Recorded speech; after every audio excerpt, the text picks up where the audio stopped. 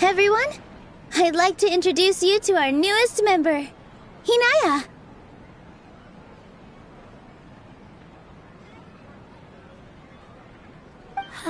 Hello, everyone. She'll be dancing for us from now on, so please give her your support.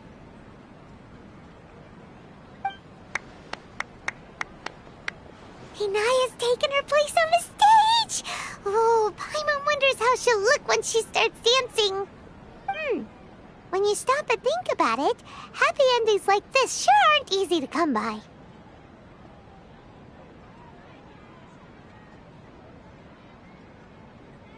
Nilou's efforts, everyone's wisdom, Inaya's determination.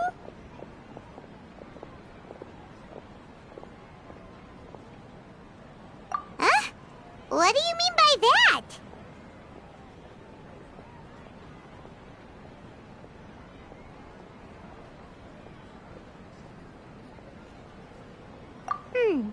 You do have a point there. The whole demolition thing was going overboard, but he really could have banned Nilou and the others from dancing. If he really wanted to be ruthless, he could have done some real damage, even without winning the debate. Oh well, it's not like we can understand how people like him think. Let's focus on watching the performance. Huh? Wait, look who the cat dragged in! Isn't that Inaya's father?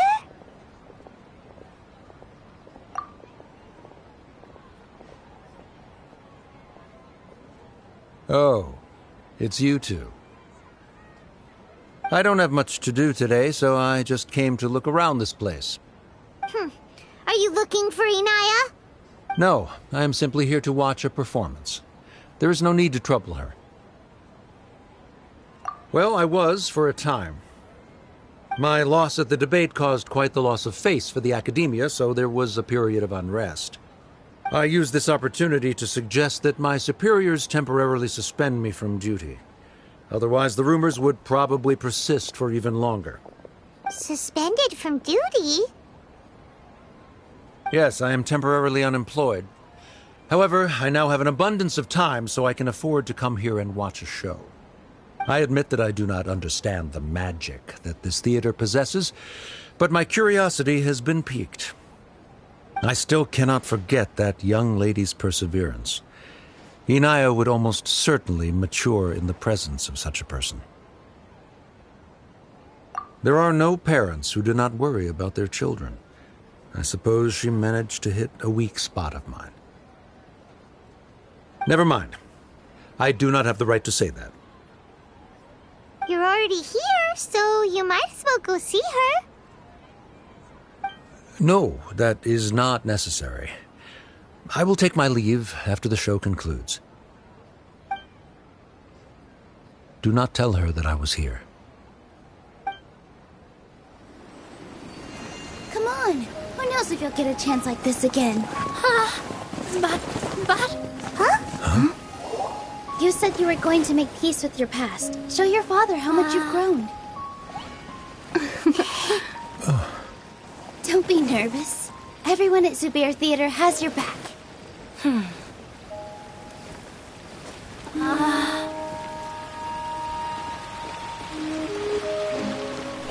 let's go somewhere else. We should give them some space. You sure they'll be okay? I don't know, but I think we should have faith in them.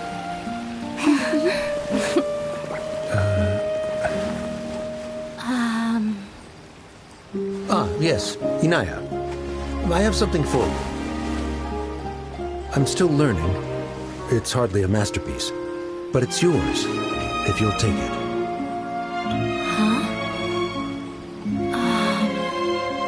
You don't have to take it. It's fine.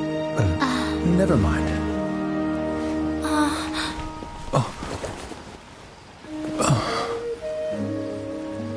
let's have a heart-to-heart. Father. Like father, like daughter. They're both so awkward with their feelings.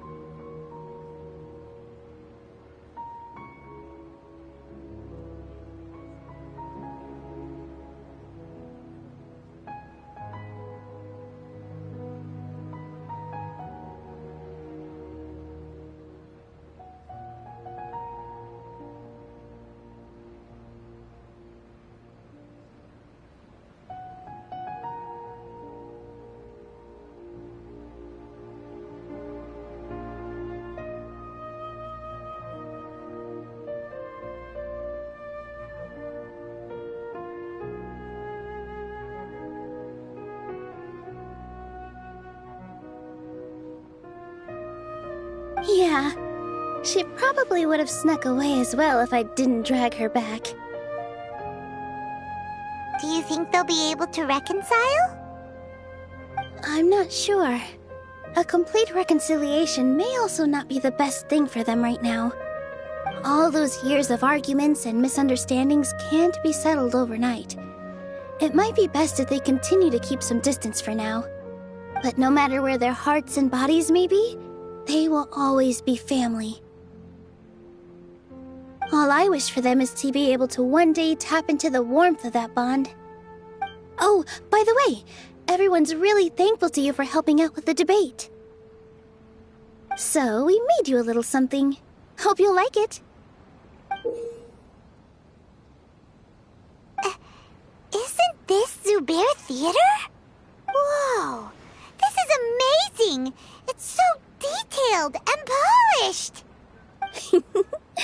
We've also never made anything this complicated before.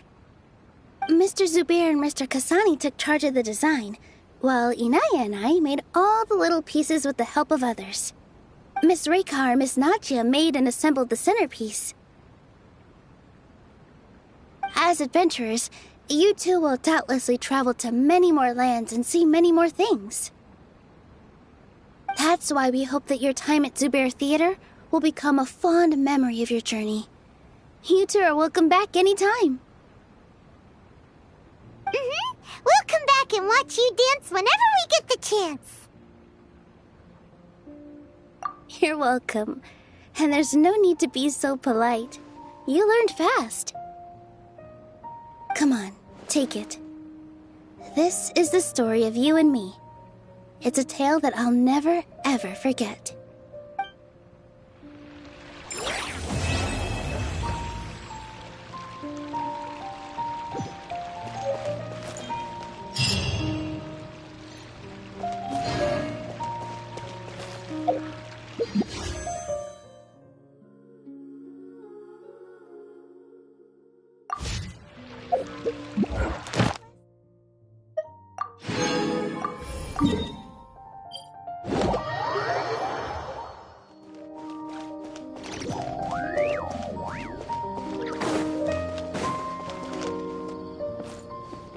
Ad Astra Abyss.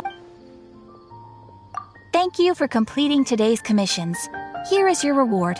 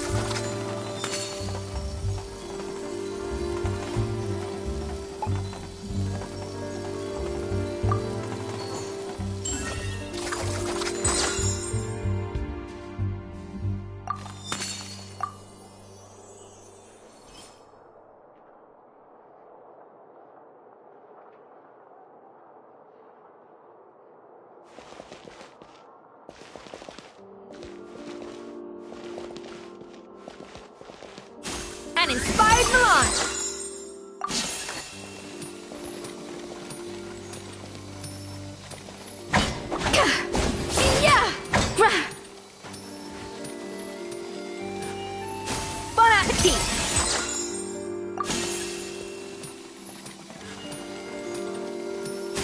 on into hard melange.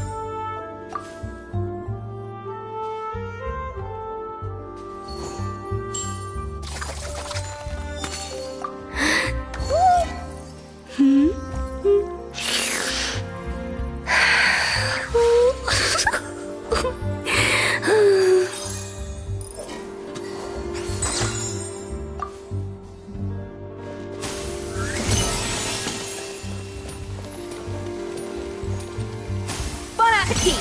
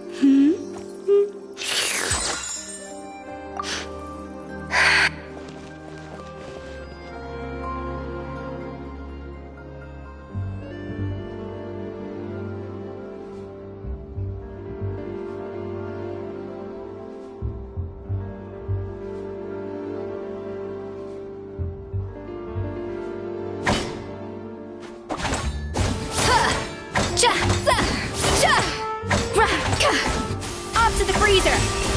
Yeah!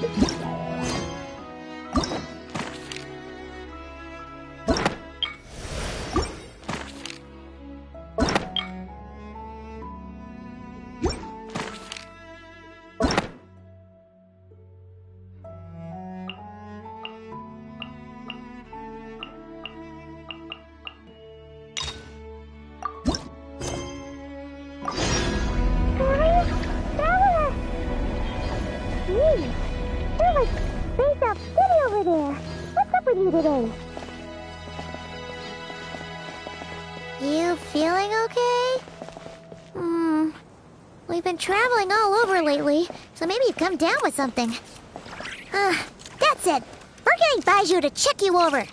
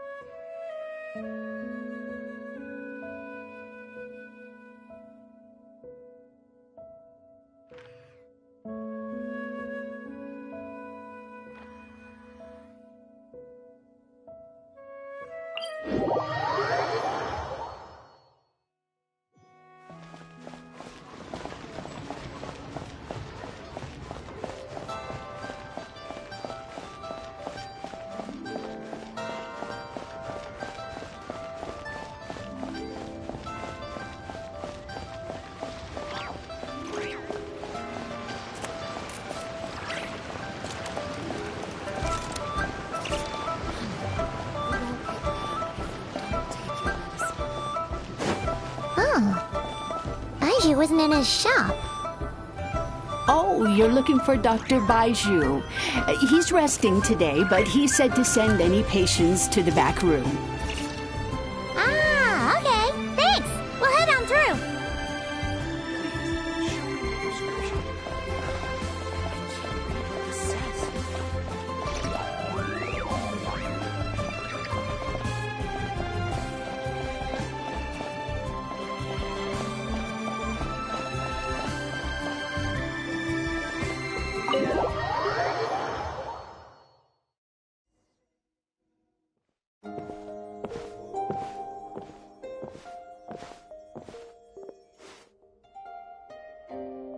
Traveler, Paimon, welcome.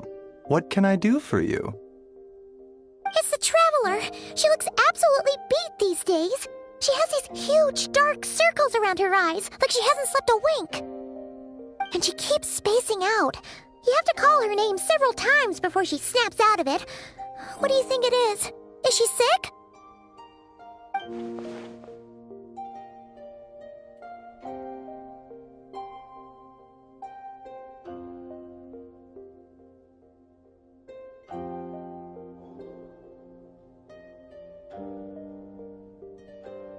Very peculiar. In all the time we've been acquainted, this is the first time you've come to me with a health complaint. Come, let me take a look at you.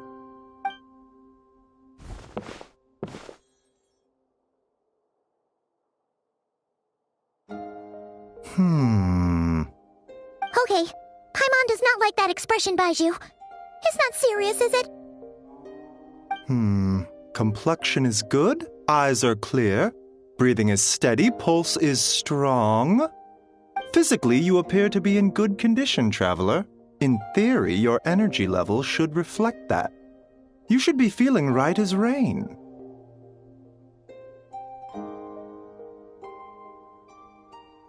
Hence my concern.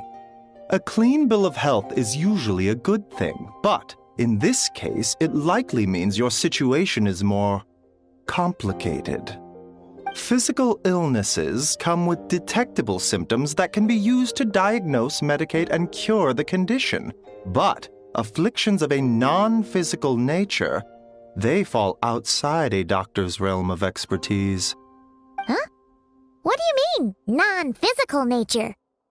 Curses, dark magic, it's hard to say. It could just as easily be a simple case of mental fatigue. Why don't you rest here for a bit? Whatever it is we're dealing with, clues to your condition are sure to reveal themselves in time. Once we know the root cause, we can administer the right treatment.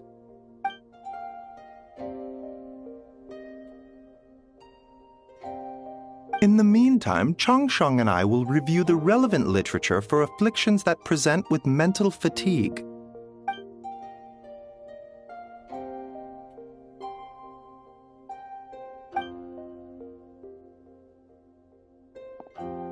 Oh, must be a rare condition if not even Baiju and Changsheng have seen it before. Well, all we can do is take their advice. You look like you're about to collapse anyway. Just get some rest. Paimon will be right here by your side. Fingers crossed you'll be all better when you wake up.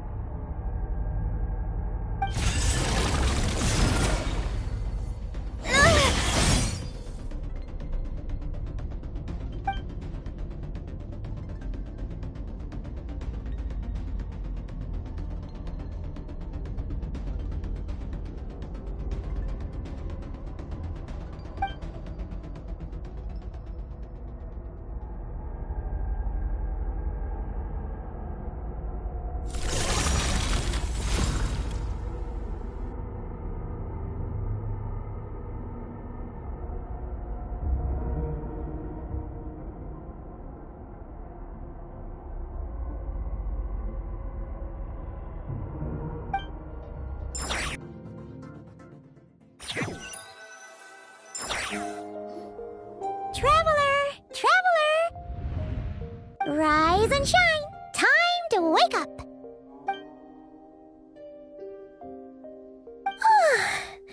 For what? You're making Paimon look like an early riser. It's already afternoon. Hopefully all that sleep did you some good. Feeling any better? A cut? What? Did you scratch yourself in your sleep? All right, let Paimon take a look.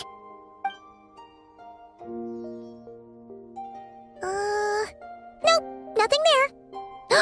Wait, did you have a nightmare? Okay, don't panic. Paimon heard that dreams tell us what we need by showing us the opposite. So, if you had a nightmare, maybe all you need is something to cheer you up. Come on, Paimon will treat you to something yummy.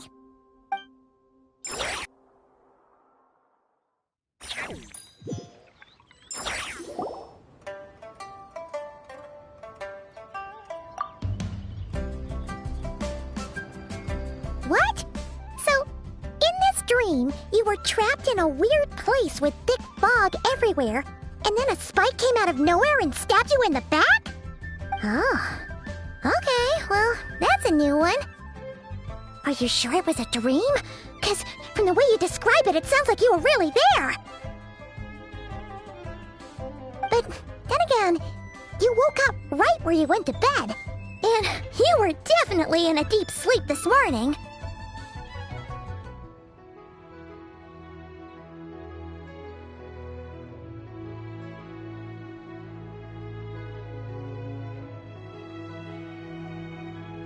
Then, it's decided.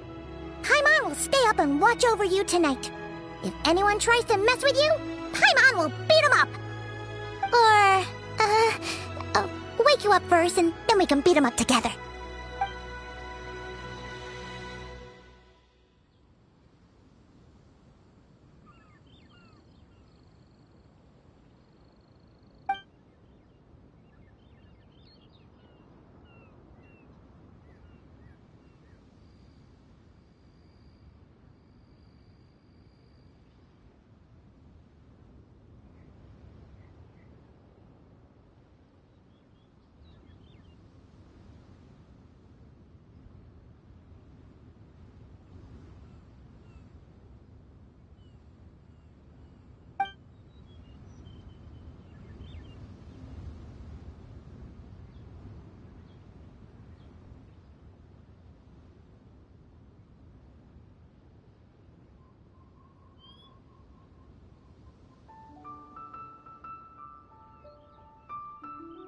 Something is missing?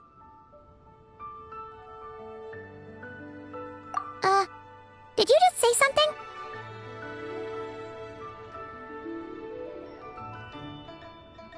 The flesh remains whole, but the soul is incomplete. Left unresolved, the mind will wither away along with it. Ah! What the? Wait! Paimon remembers you! Your child's master!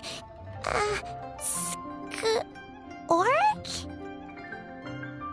Right! What are you doing here? The last time we saw you was at the Primordial Sea in Fontaine, right? But then we left and never learned where you went after that. Child's been looking everywhere for you, by the way. What brings you to Wanmin Restaurant of all places? You came here looking for us? And were you the one behind that hocus pocus just now? Tell me, what is it that you saw? Tight-lipped, huh? I suppose that's fair. You, I'll take a glass of wine. Oh, of course! Coming right up. We make this one in-house. It's not too strong. Enjoy. Chef Mao, I'll take a grilled tigerfish over here. Coming right up. If I knew we'd be this busy, I wouldn't have approved Shenhe's vacation. At the end of the day, what happens to you is of little consequence to me. I'm not here to try and win you over. Trust me or not, the choice is yours. If you want my help, now's the time to speak up. You have until I finish my drink.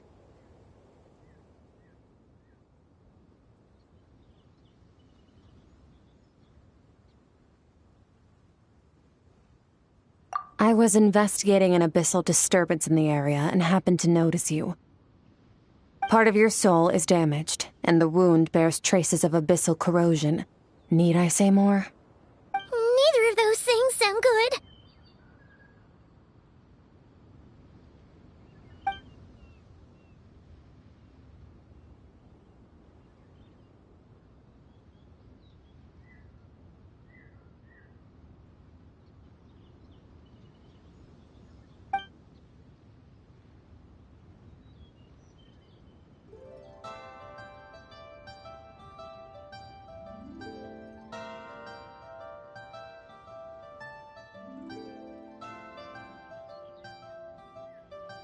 Well, should we trust her?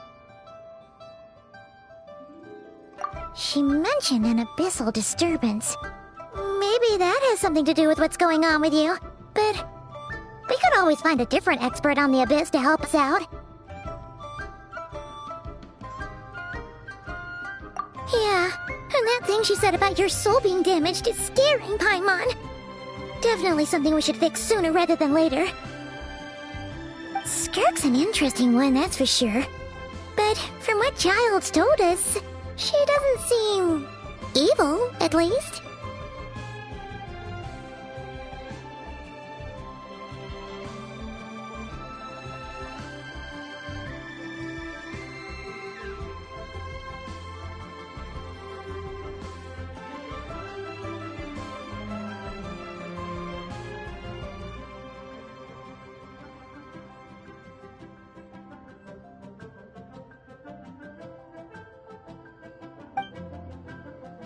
One, 2, 7, 10.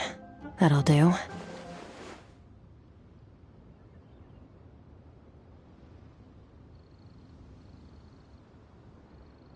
Well, have you made up your mind?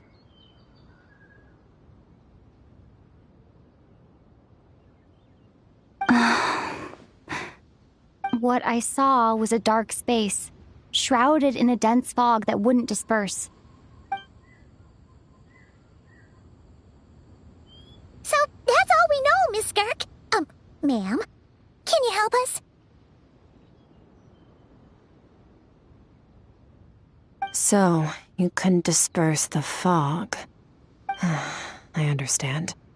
Come find me in the Guili Plains when you're done here. Oh, and I left cash for the drink on the table. Settle the bill for me, will you? Oh, okay. Huh? She disappeared!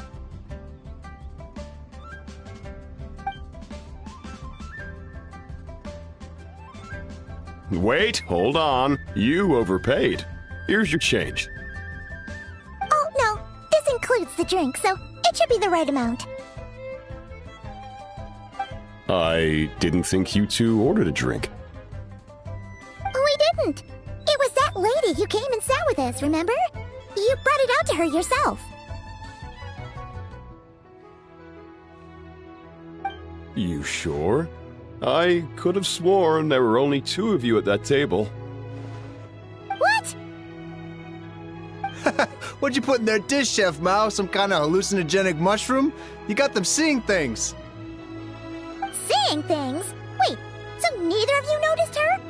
Young lady? About this tall, wearing a purple dress? She ordered a glass of wine! Oh, now you mention it, that vaguely rings a bell.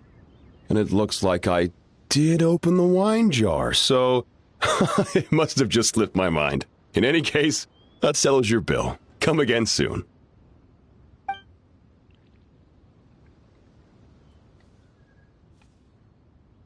Coming! Okay, what was going on there? It's like they didn't remember Skirk being there at all. Even Paimon was half convinced we hallucinated the whole thing. But that Mora she left for us was definitely real. Oh, this whole situation is giving Paimon the creeps. But anyway, she told us to head to the Guili Plains, right? Let's not keep her waiting.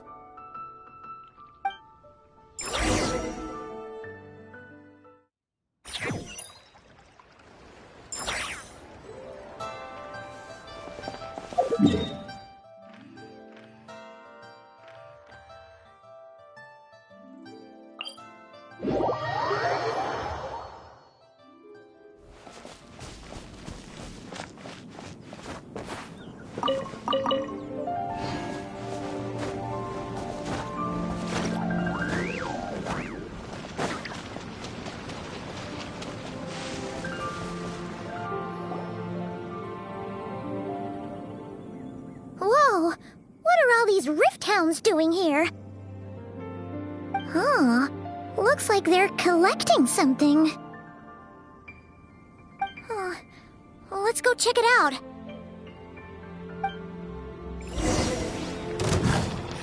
Scatter!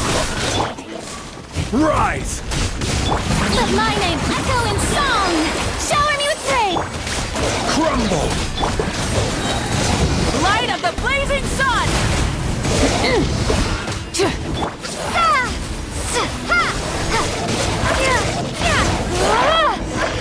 I will have order. So, this is what they were collecting. It looks kinda like...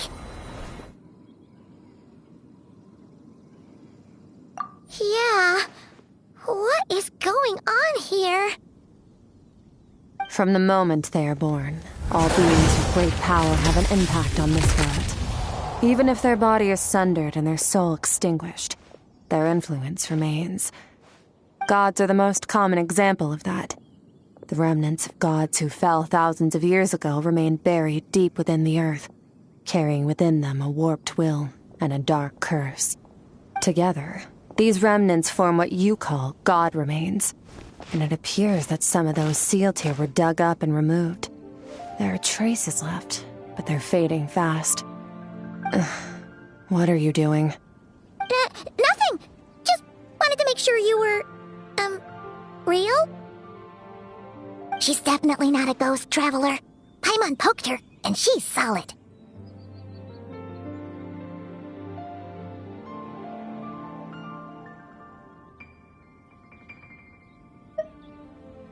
Your life hangs in the balance, and that's what you're fixated on? Strange set of priorities. It was just a trick to avoid being perceived. If someone notices me, those memories are erased. Simple as that. Unlike you, I have no desire to establish a connection with the world. The weak and the lowly have no right to remember me. They're lucky they only have a few missing memories to show for it. Now, can we please get back on track? Okay. Where were we? Right. The god remains. So, basically, there's now less of them here than there used to be, right? Isn't that a good thing?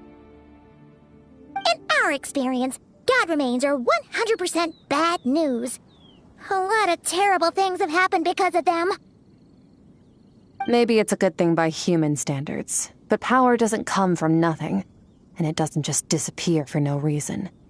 The remains aren't just gone. They were taken.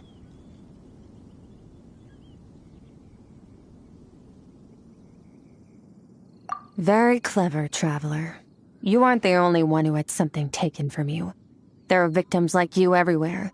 The only difference being, you can speak, and the remains cannot, so it went unnoticed. Something similar happened in Sumeru. Within the span of one night, countless consecrated beasts were slaughtered, and a large amount of the god remains buried in the desert went missing. Of course, god remains are just one of the targets. The culprit is chipping away at sources of power all over this world, including the Stella Fortuna above. Wait, you mean... the stars? 42 of them have died out in the past few months alone. In Conria, people believed that powerful individuals have corresponding Stella Fortuna. Even should that individual fall, their Stella Fortuna would not disappear, but gradually evolve into a new constellation. Yet now, stars are disappearing from the skies entirely, and it's not hard to deduce what's happening to the power they contain. Something has been leeching power from this world like a parasite steals nutrients from a host. And now, it's no longer satisfied with the remains of the dead. It wants you. This time, it only took a fragment of your soul. But next time, there's no telling how far it could go. No one knows. All I know for certain is this. Getting back what you lost will not be easy. Considering how much power this entity has stolen, it must be a god-level being by now at least. But that's not the real concern. Souls are fragile things, and yours could easily be crushed if you go up against it. So you're gonna help us, right? We're going to help each other. You are my ticket to uncovering this thing's true identity. Well, great! You seem super strong and you know a lot about the Abyss, so Paimon will take it.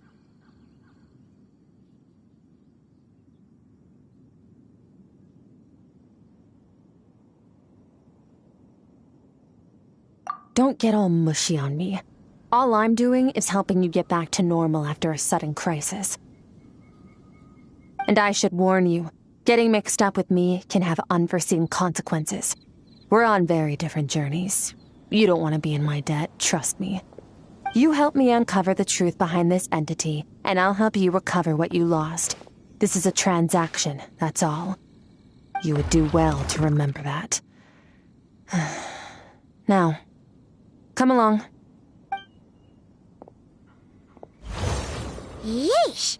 You'd think she'd be a little friendlier since she's agreed to help us. But nope, she's just like when we met her in the Primordial Sea. So cold. Well, whatever. If that's how it's gonna be, then she doesn't deserve our friendship. What she does deserve is a super embarrassing nickname. Ah! Paimon's got it. Frosty the Lavender Melon! Serves that Ice Queen right! Anyway, the important thing is that we get that piece of your soul back. So, let's follow her and see what sort of plan she's got.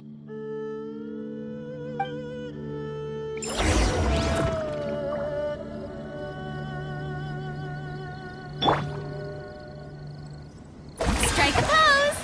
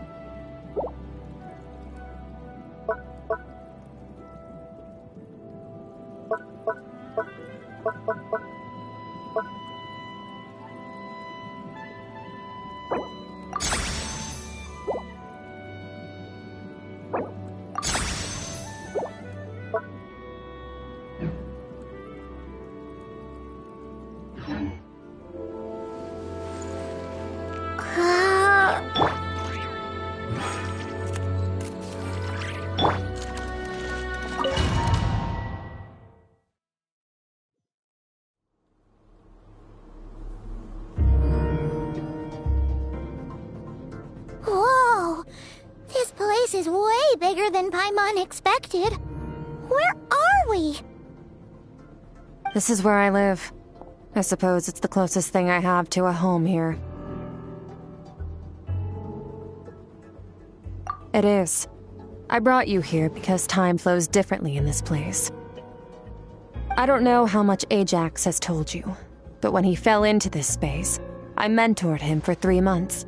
In that time, only 3 days passed in the outside world. Ajax? Oh, right! That's Child's real name! Yeah, Paimon remembers him mentioning something like that. So, a month here is equivalent to 1 day in the outside world? That should mean we're safe from that power-hungry soul snatcher for now, right? Yes, well, I didn't bring you here just to show you around. In the outside world, the Traveler could be attacked at any moment. But coming here has bought us quite a bit of time. Now, we just need to figure out how to investigate that place you saw. The one full of fog. Both your description and the abyssal disturbance I felt point to that space having some connection to the abyss. It could even be a domain similar to this one. The thief who stole that fragment of your soul is hiding there.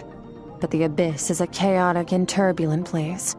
If we want to pinpoint their location, we need to see what that space looks like without the fog. Abyssal power can grant a special form of sight. Have you ever wielded abyssal power before? Okay. Do you plan to learn? That tracks. All the information you have suggests the abyss is something sinister, and that abyssal power is a wild and dangerous force that always spells disaster. And you're saying that's not true? Depends on your perspective. Floods and hurricanes take countless lives too. But if one day you gain the power to control them, what was once a calamity is now just another tool in your arsenal. I'll respect your opinion, though. Just means we have to turn to the second best option. A little abyss crystal that contains my power. Wear it on your head, and we'll be able to perform dream mirroring when we fall asleep. Dream mirroring? It means experiencing whatever the other person is dreaming. Everything they see, think, and feel. Since you haven't studied the art of using abyssal power, and have no plans to jump in the deep end right now, I'll have to do the investigating for you. With dream mirroring, every time you slip into a deep sleep, I'll see with my own eyes whatever scene plays out in your mind. Then, I can guide you through the dream environment, and we'll take back what was stolen from you. Huh. You make it sound so simple.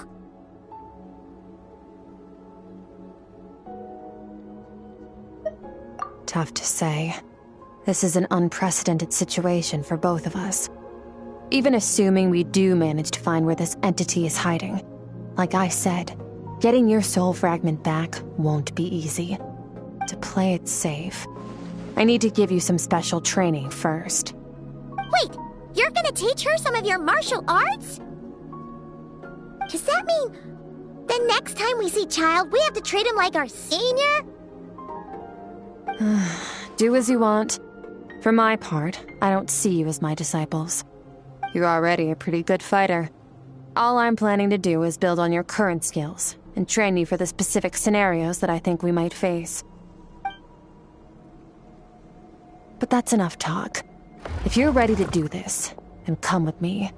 Time might be more lenient here, but that's no excuse to waste it. Oh, she moves fast. Paimon can hardly keep up with her. So, special training, huh? Kind of a rare opportunity. With your skills, there's not a lot of people qualified to train you. The last time something like this happened was probably anti-Raiden Shogun training, right? Oh, feels like a lifetime ago. Skirk seems pretty strong too, though. Remember how she said that the all-devouring narwhal was just her master's pet? Maybe we really will learn something here.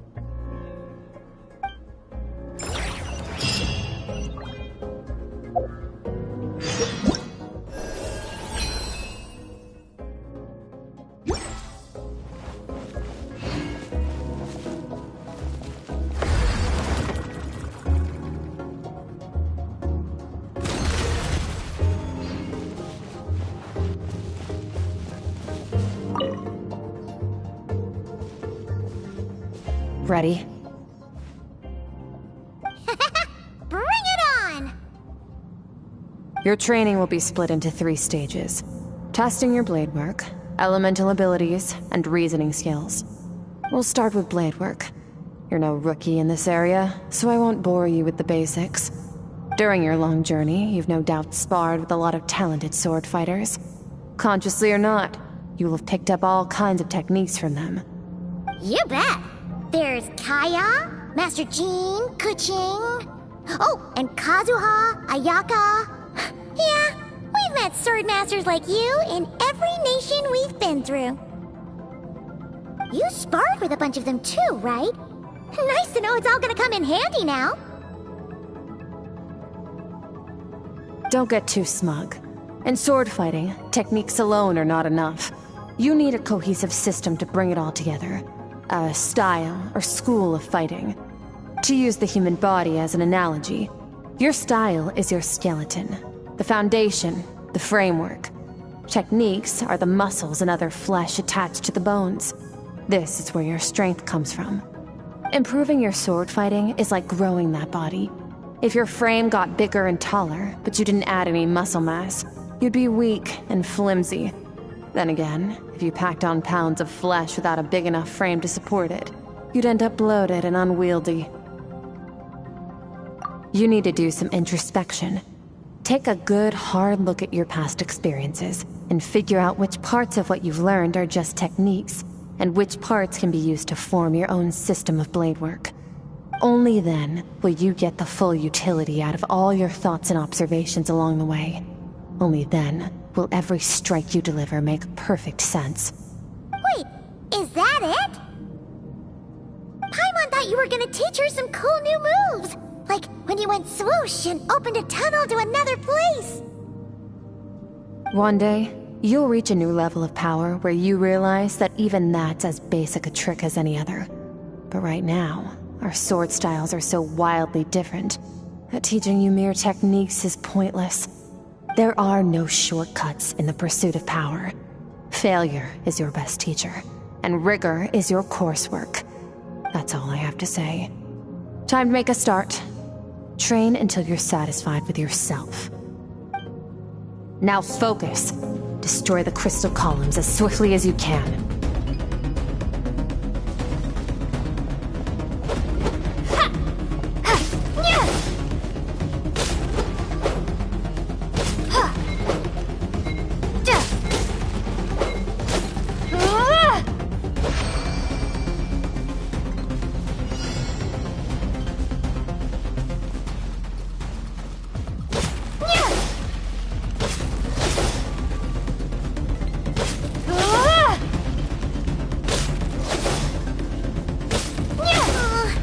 Making Paimon's head spin. Hang in there, traveler!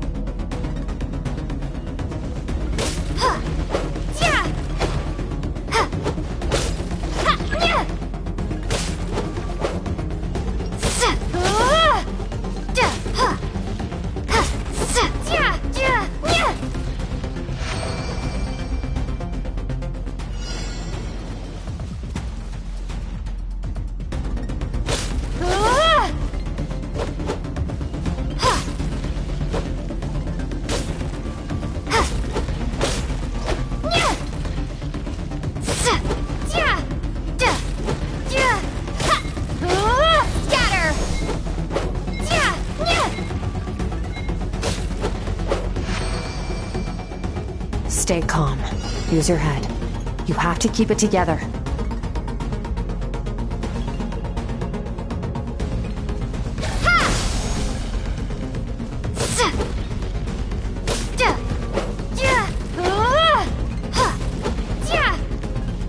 Scatter!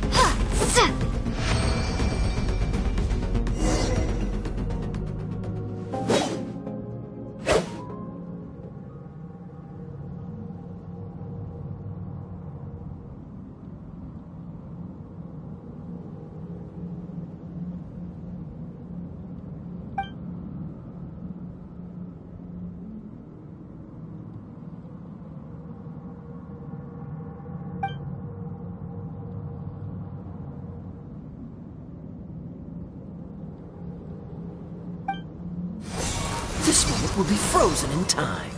Cut to the chase.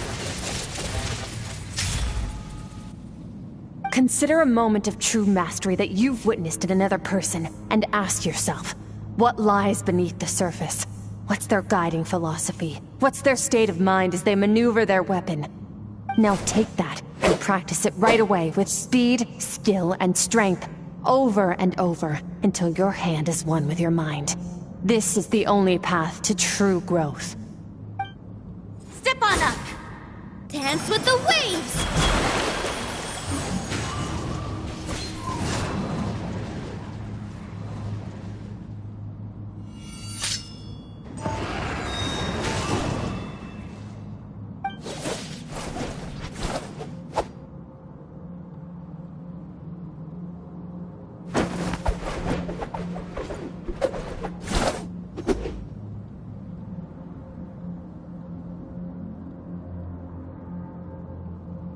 If you start to tire, empty your mind, but do not stop.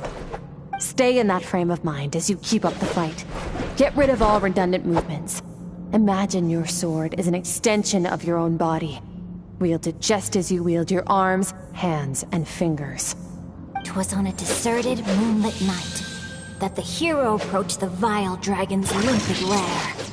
Rain Cutter! Feathers fleeting wet, the white heron treads water, a sight without flaw. Master of Inazuma Kamisato art Tachijutsu.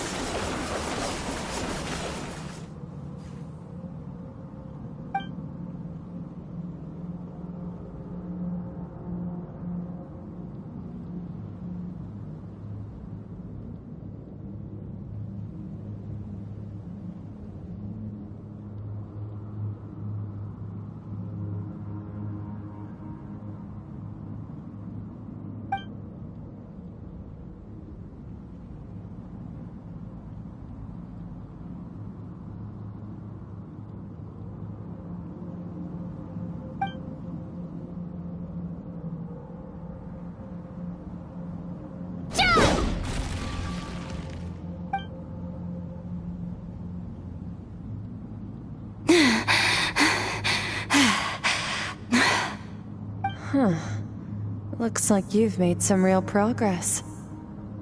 That concludes your training session. Awesome! Paimon knew you could do it! How do you feel?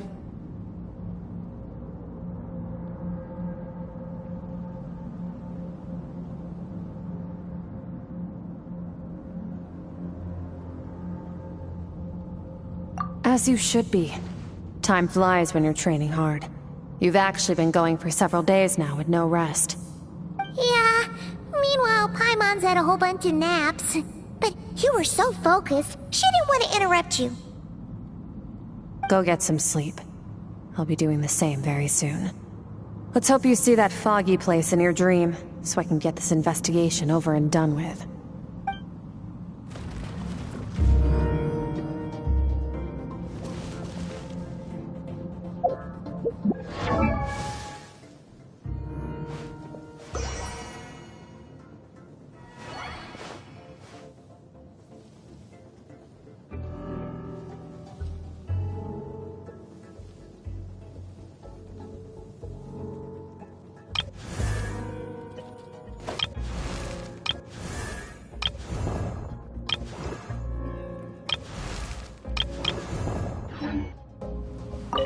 Sometimes, you have to practice a single movement 1 million, maybe 10 million times, before the breakthrough moment comes.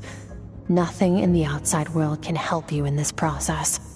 The most important thing is to remain patient.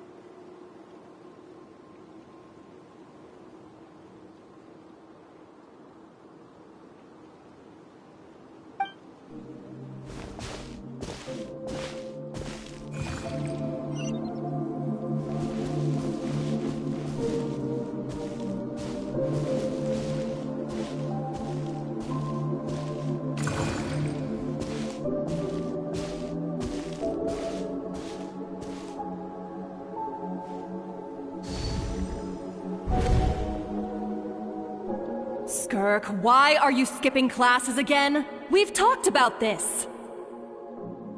'Cause he's a crabby old man, and he's a boring old man. I don't like going to his classes. Excuse me! You shouldn't talk about your teacher like that! It's very disrespectful!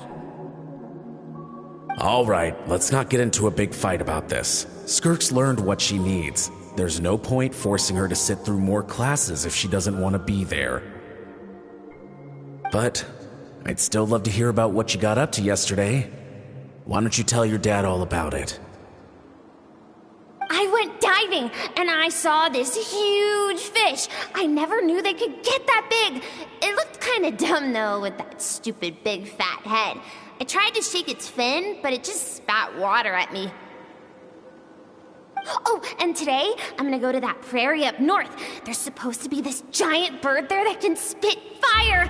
I bet if I climbed on its back, it could fly me all the way to the stars.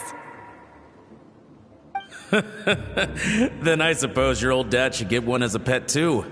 Otherwise, how are you gonna hear me call you for dinner up there in the stars? When it's time to eat, I'll come back on my own, Zilly. Anyway, gotta go. Bye, Mom. Bye, Dad. Wait! Put on a coat at least, you'll catch a cold! I'm talking to you, young lady! You spoil that child, you know. Ever since that merchant ship arrived, she practically lives outside. Always going on about exploring the beyond one day, whatever that means. Let the kid do what makes her happy. Besides, we both know you're all bark and no bite. Come on, our little adventurer is gonna be hungry when she gets back. Let's get started on dinner.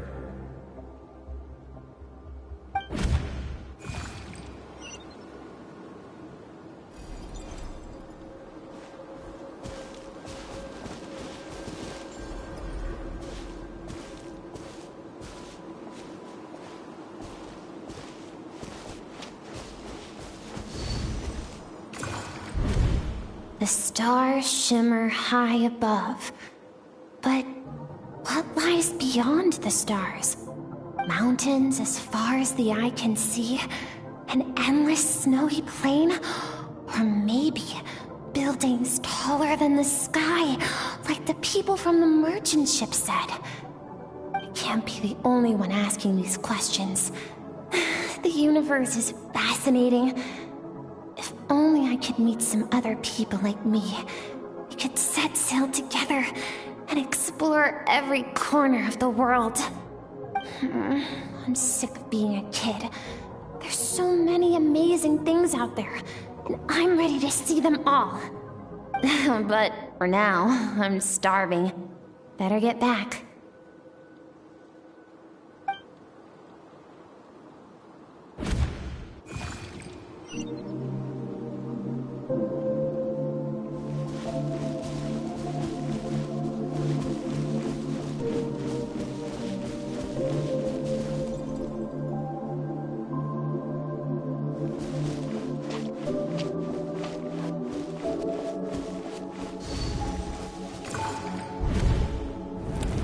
Don't let a single one of them get away! No, please, spare the children! Stay back! They're coming! Run! Help! Eliminate the threat. Take them down! Don't be scared. This way! We'll never make it! Fire. There's fire everywhere. What happened? I told you we shouldn't have trusted these outsiders!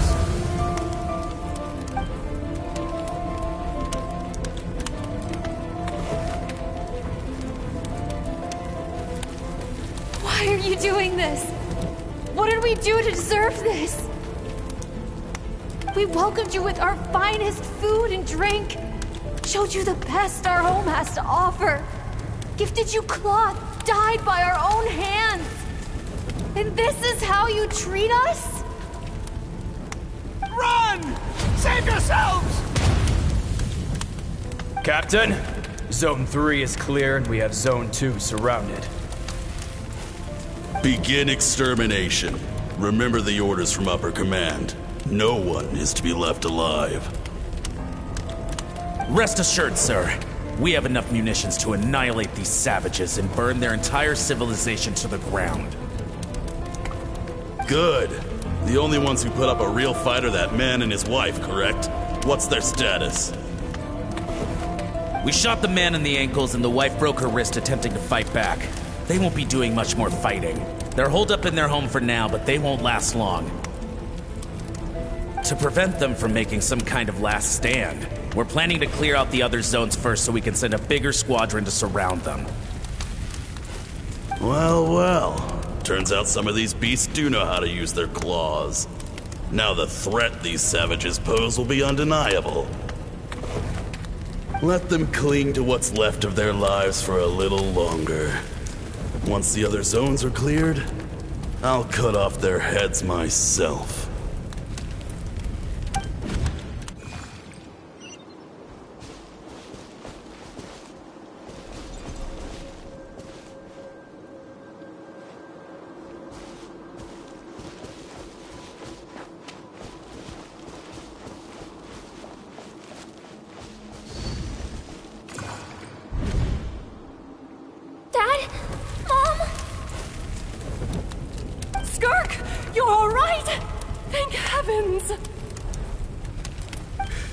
So happy to see you, sweet girl.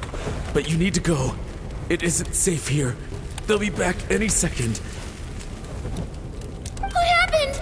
You're bleeding a lot. Dad? Mom?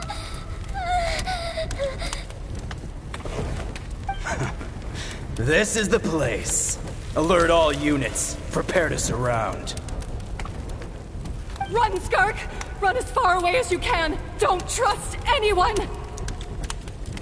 Your dad and I, we're not afraid to stare death in the face, but we need you to survive. My clever girl, so curious. You're already so brave. I know you're going to grow up to be such a positive light in this world.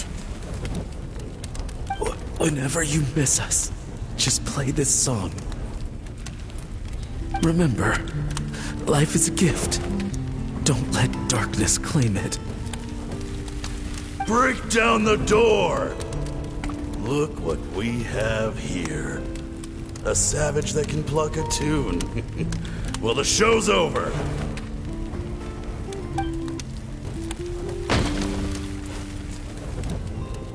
You! Stop singing! Shut it! I said shut it or I'll make you! Fine. Have it your way!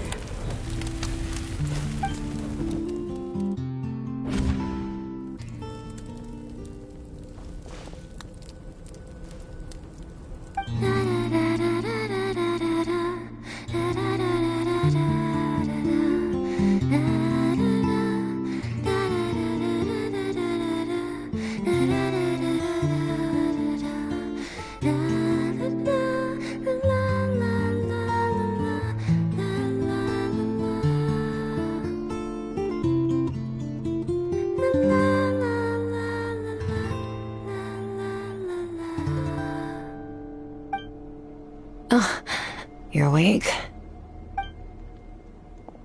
I found a few clues while you were asleep, but it's only a start. Now, time for the second stage of your training. This time, the focus is elemental energy.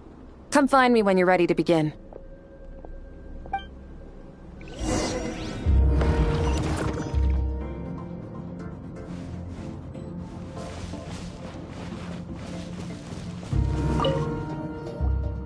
Man, staying in the abyss feels so surreal, don't you think? No day and no night.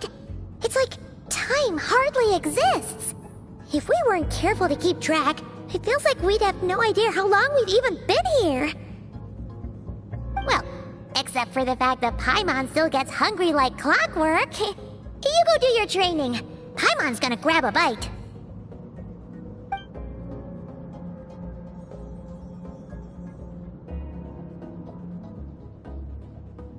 The way I see it, the pursuit of power is divided into 3 stages. The first is mastering the use of standard weapons. Next is learning how to harness natural energy. And after that, you're free to challenge even higher dimensions. The natural energy of Teyvat is, of course, elemental energy. But that's not my area of expertise. I draw from a different source of power. Abyssal power, yes. Also known as the power of the Void Realm. My master, Sertologi, is a true expert in that area. After all, he was one of the group of 5 that infamously stole the all-encompassing power of the Abyss, an act for which the people of Conria gave them the epithet, the 5 Sinners. The elemental energy of Teyvat, on the other hand, is derived from the power of the Light Realm. These 2 forms of energy exist in direct opposition to each other. Suffice to say, there's not much I can teach you this time.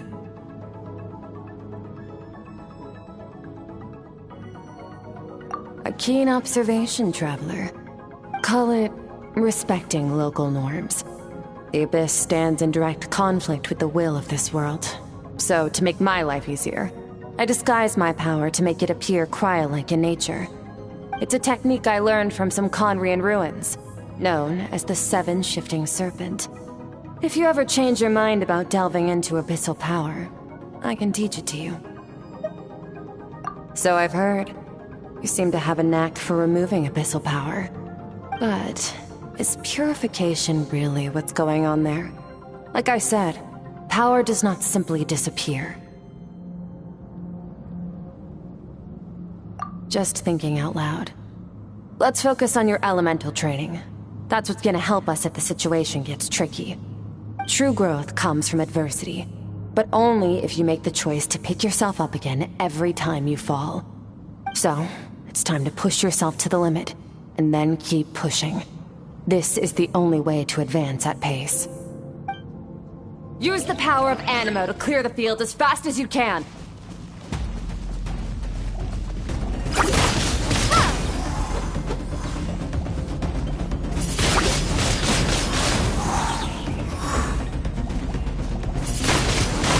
Windblade!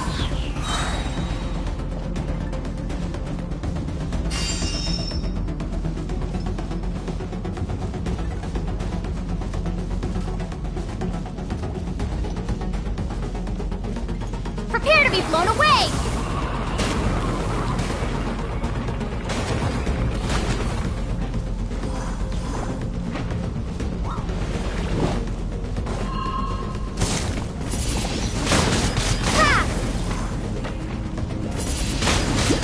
Windblade!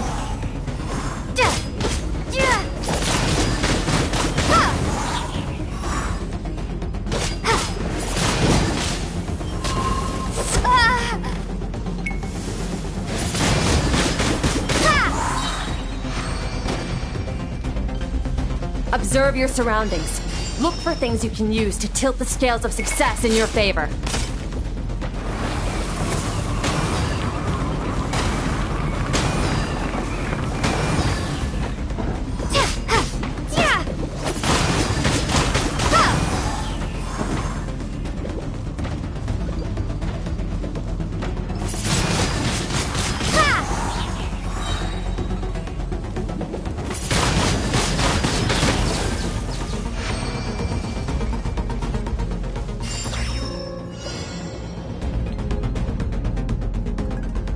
Use the power of Hydro to destroy the spikes.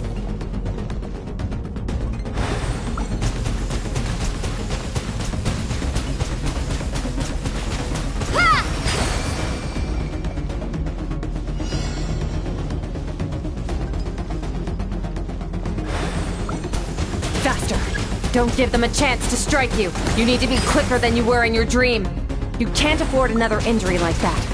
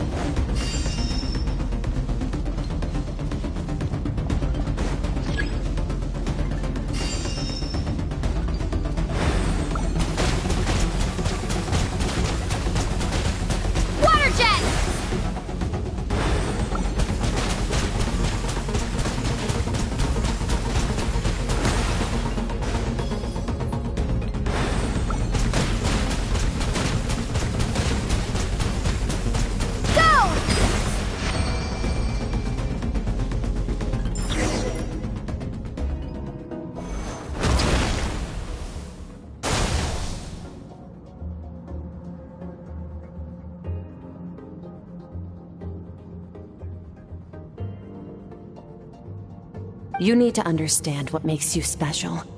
The ability to wield elemental energy without a vision and switch between the elements at will.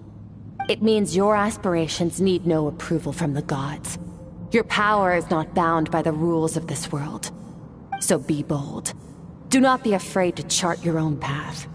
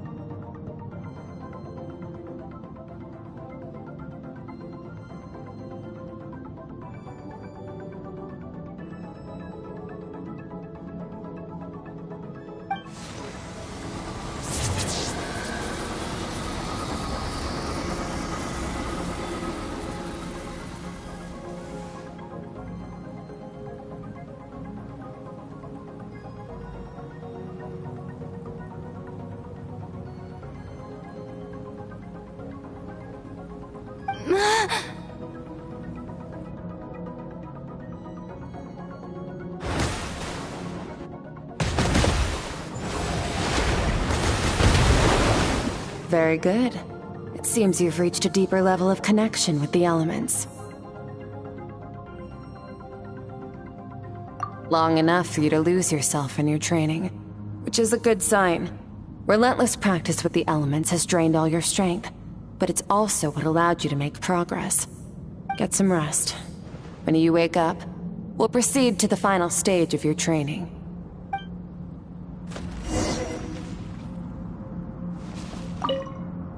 If you wish to master the elements at a fundamental level, you must see the entire natural world.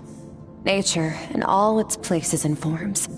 That is part of what it means to be a traveler.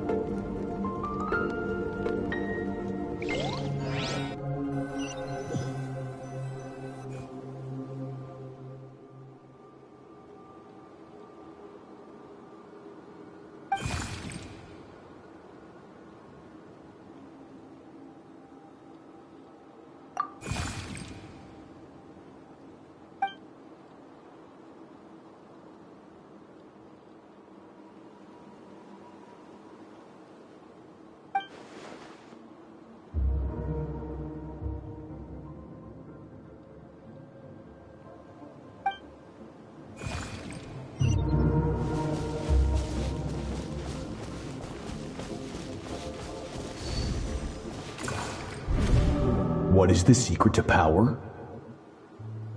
Longing, hatred, self-preservation. No, it is fear. The fear of losing those you love. The fear of watching your home burn. Fear of loneliness. Fear of death.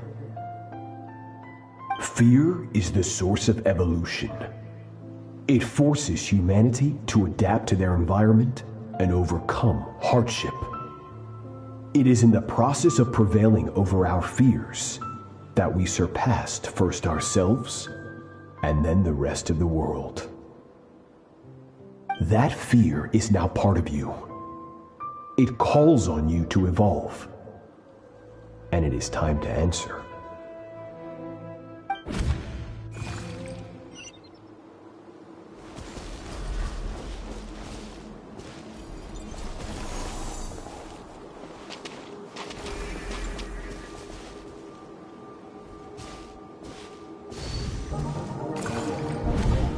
Any minute spent missing home is a minute wasted. Practice your sword work instead. Do not make me tell you twice. But, Master, I can barely lift the sword anymore. If I keep going, I feel like my wrist is going to break. So it has not broken yet. Then pick up your sword and keep practicing until it breaks. I want to hear the cracking and splintering of bone. After all, bones can always be reset.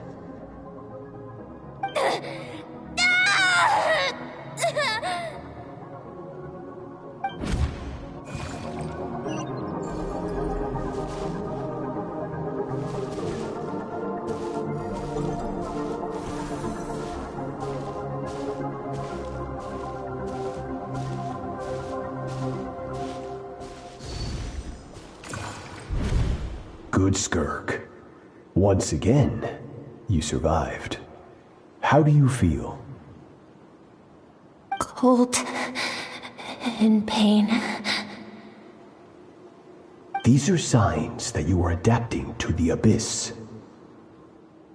Each time the flesh is torn and the spirit crushed, each time you claw back from the brink of death, you become stronger. I now understand why these people sought to destroy your homeland. Your potential goes beyond even what I could have anticipated.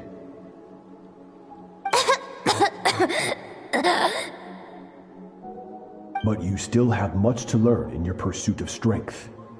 Your mind is rife with distractions. From now on, I shall show no mercy in your training. You must learn to shut out all the pointless emotion, crush the self that makes you weak, and become master over your physical form. Get up, Skirk. Wipe the blood off your face. Cut away the rotten parts of your flesh, and mend what is broken. Then take up your sword.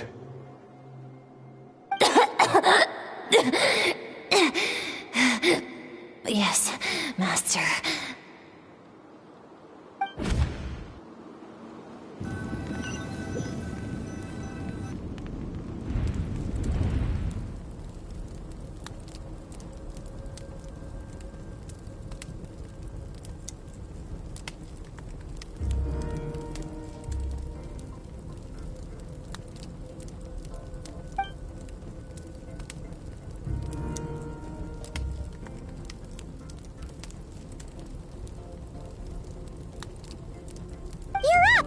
Hopefully you got some good rest.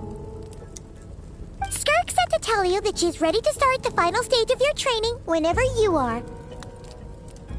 So, want to head over now? Or did you want to wait a little?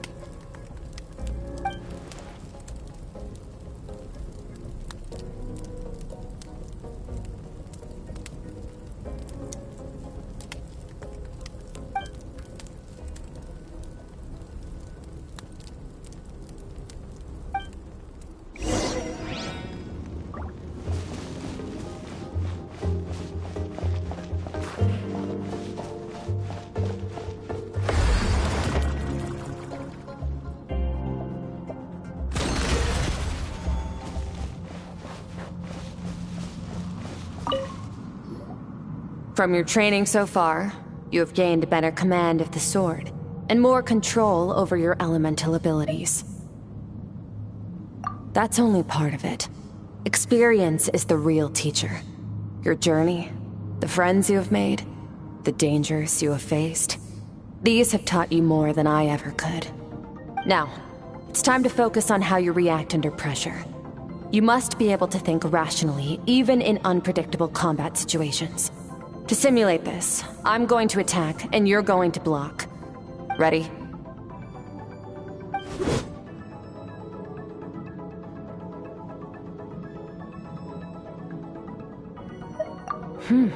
Not bad. That defensive stance looks near unbreakable. Just like your brother. Oh, that reminds me. You still don't know what happened to him, do you? Hey, no fair! That's cheating! You think every opponent has the same moral code as you? You can denounce their deplorable methods all you want, but only if you live to tell the tale. The dead don't get to complain.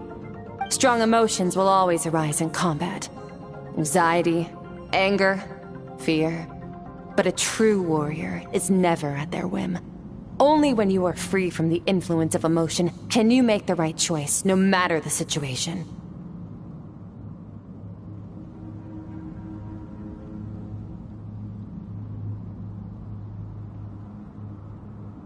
How amusing. Almost sounds like you think you know me. But you don't. You can choose your own path. We are not the same. Let's begin. Try to use reason over emotion. Make the most rational and advantageous decision in any given moment. This is your final training session. Look alive. Same drill as before, but this time I'm going to interfere. Hold your focus.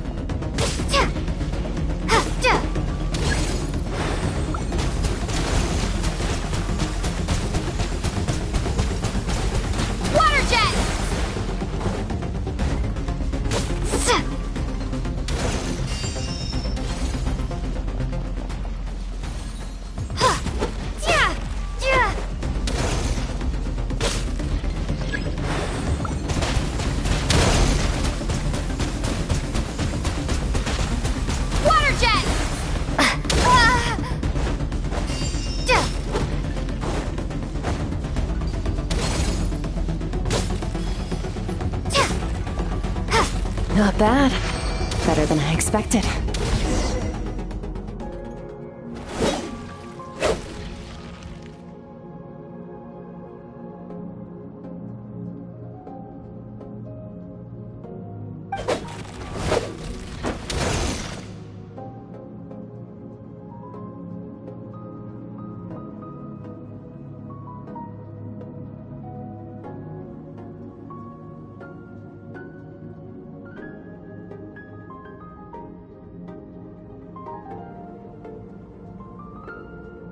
You're getting the hang of it. The first step to controlling your emotions is controlling your mind. You want a unified train of thought. It all comes down to focus.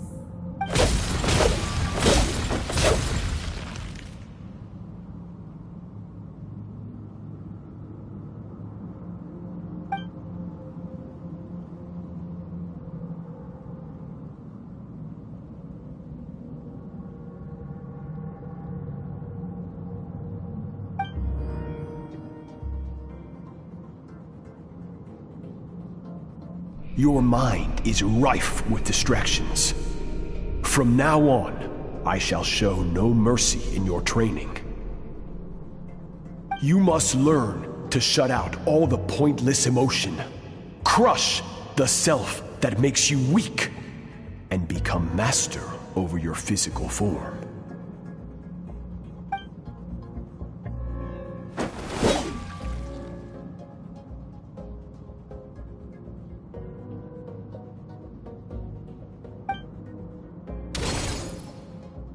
Stop. Let's pause here. One look, and I can tell your mind has wandered. That's to be expected. There's a limit to how long a human being can concentrate on one thing. Staying calm and focused sounds simple in theory, but in practice, it's more demanding than sword work or elemental abilities.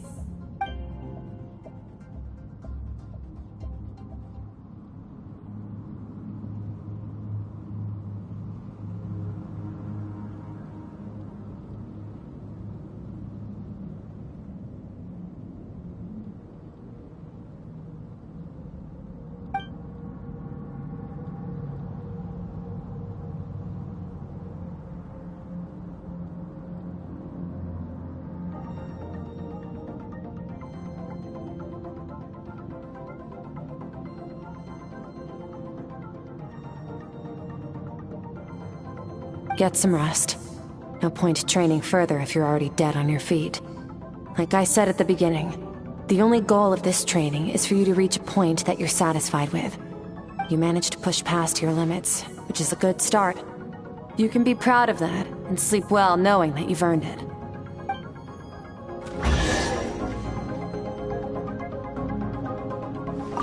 Warriors will train day and night to perfect their skills. But when the battle comes, their fate may be decided in a matter of seconds. One mistake, one moment of hesitation, and just like that, all their blood, sweat, and tears were for nothing.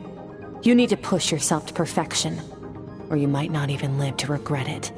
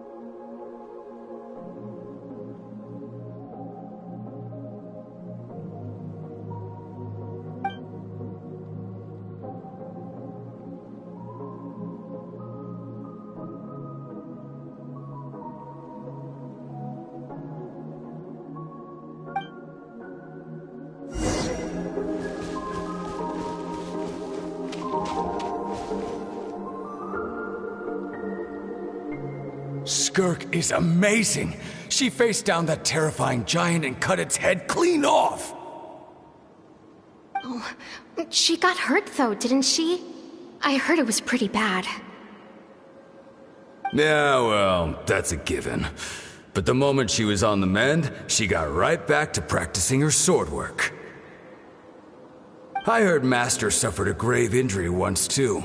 Lost an arm and a leg and still came back stronger than ever. Skirk's becoming more like him by the day. Incredible! I wonder if I'll ever reach their level. They're always so resolute, so unshakable.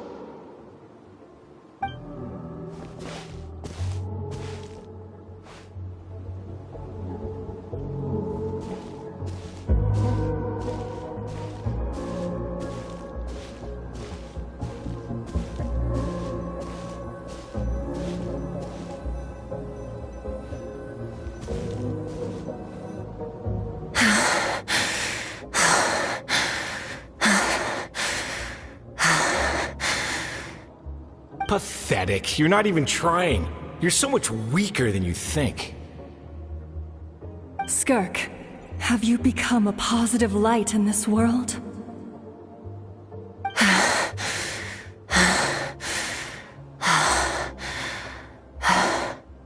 Do you even remember how many of us perished in that fire? How many bodies were left to rot on the scorched earth? Yet you alone live on. Keep your gaze fixed on your blade. You don't deserve to rest. I have so many questions. I just want to jump in a spaceship, explore the whole universe, and get answers from the stars. I just need to wait till I'm grown up.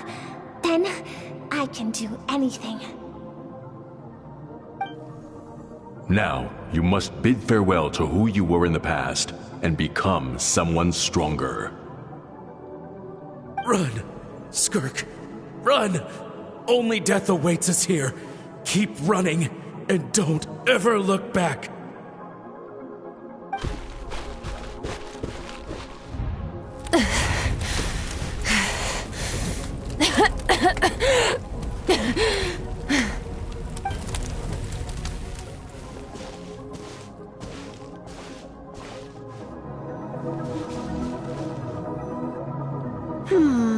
Let's see here. First things first, you need a new identity. Going around telling people you're from somewhere beyond the stars won't do, now will it? How about saying you hail from beneath the earth instead? As the Conrian saying goes, venturing out into the universe and down into the abyss are the same in that both are braving the dark unknown. Well, I'm a visitor on this planet, so I'll follow the rules. Ah, splendid. That saves me quite a bit of trouble. Let me offer you a piece of advice in return, although it might not be what you want to hear. I know the pursuit of strength is important to you, but taking a moment for yourself every once in a while is never a bad idea. Ignore her existence for too long, and there will come a day when you can no longer hear her voice.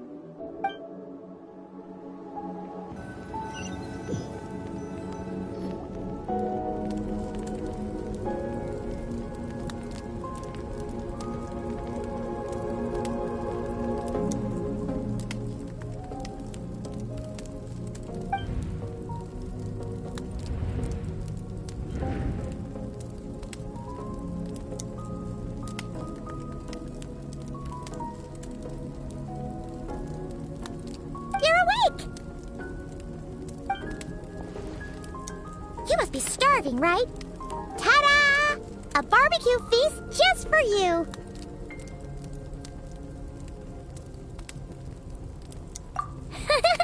Of course you are! That's why Skirk and Paimon got this all ready for you. Dig in, before it gets cold. Ah, well, if you're around someone long enough, it's bound to happen. Plus, Skirk can cook. So, Paimon decided she can forget the whole Ice Queen thing. Paimon's not one to hold a grudge. Here's an idea. Let's save the chit-chat until after the meal.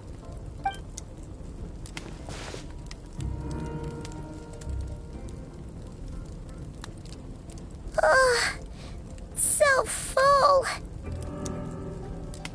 Okay, it's Paimon's turn to sleep now. Wake her up when it's time to go.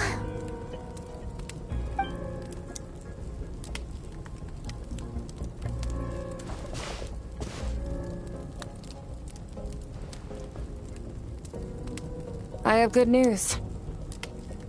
First, your training is complete. You have what it takes to wield immense power. Now it's just a matter of putting it into practice. Continue to learn from your journey and hone your skills against formidable opponents. Second, I've located the culprit we've been searching for.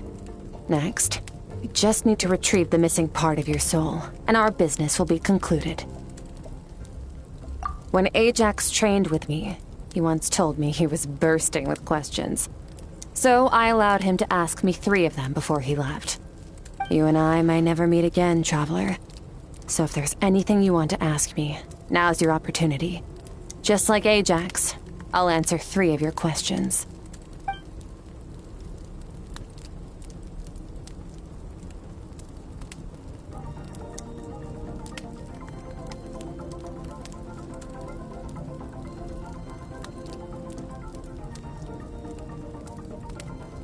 Are you really from Teyvat? Okay, not the angle I was expecting. What makes you ask that? I'm sorry I didn't tell you earlier, but while we were dream mirroring, I think I saw your memories.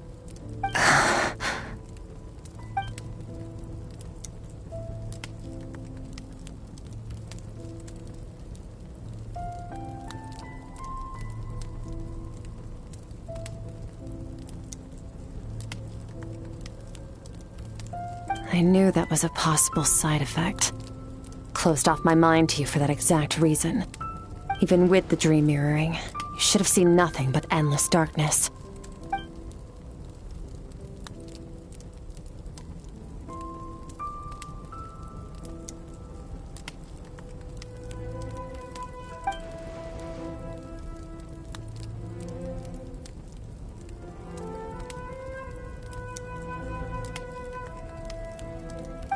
Whatever.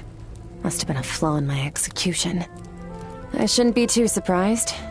Due to some recent circumstances, my self-control has been lacking as of late. Since you've seen what you've seen, there's no reason to hide the truth. All I ask is that you keep it a secret.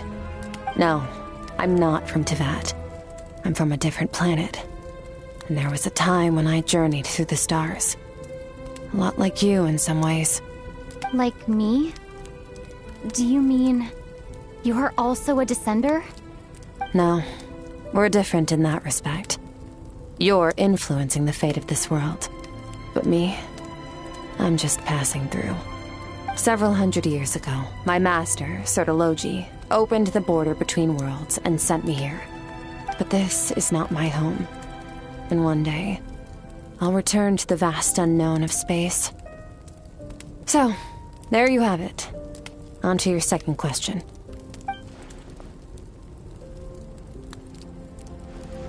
What is your goal in coming here? To become stronger. For certain reasons, I need to bridge the power gap between me and my master as quickly as possible. But first, I need to understand the source of his strength. To do that, I need to follow in his footsteps. Walk the path he once walked. And somewhere along the way, I'll find out how to defeat him. That is my sole focus and purpose. Okay. You have one question remaining.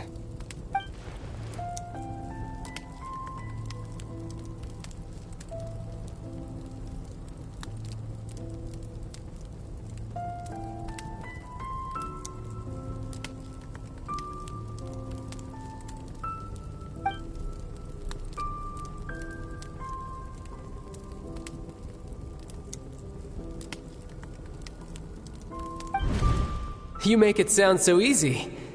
Ever since the incident I experienced there, I've never stopped searching for Master Skirk and that unknown abyss. But it's been years now, and I've still found nothing.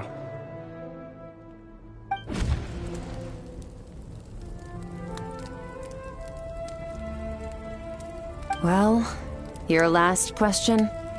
You know Child is looking for you, right? Are you gonna let him see you? Ajax. His situation is different than yours. Before you ever crossed paths with me, you'd already encountered many formidable people, studied their techniques, and developed your own skill set. So, during your training, all I had to do was build upon that foundation. But Ajax was so young when he came to me. A complete blank canvas. Children can't help but imitate their role models.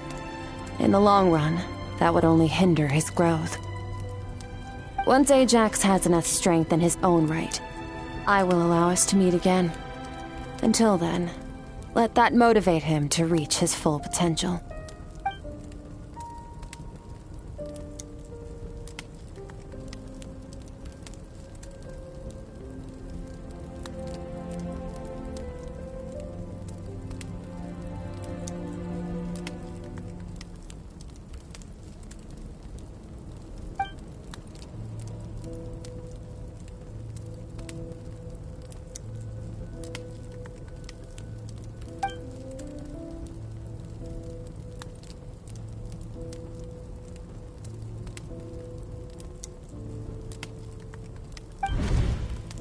Unlike you, I have no desire to establish a connection with the world. The weak and the lowly have no right to remember me. They're lucky they only have a few missing memories to show for it.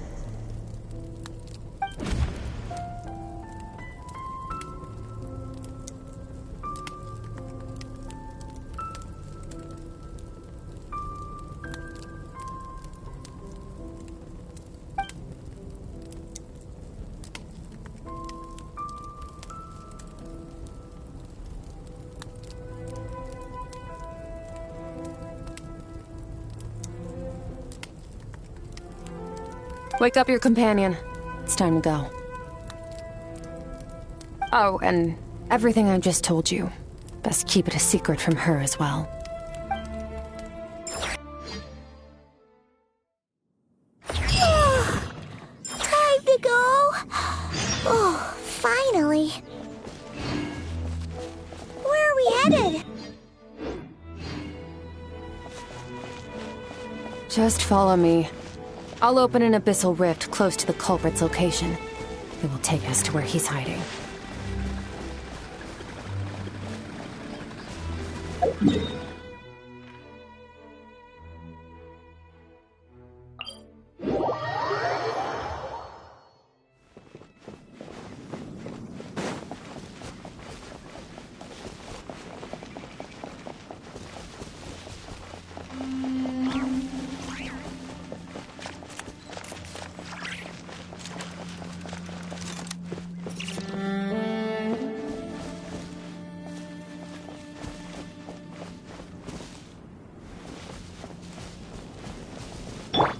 Try and stop me!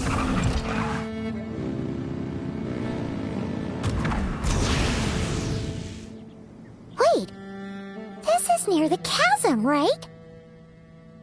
Yes. If we enter from here, we'll be able to reach that place from your dream. You have some experience with abyssal domains by now, but still, this is someone else's territory. Best to proceed with caution. Don't worry. Paimon's an expert at hiding behind other people for safety. Oh, but, that means you need to stay safe, traveler. All right. Remember your training. Time to put it to use.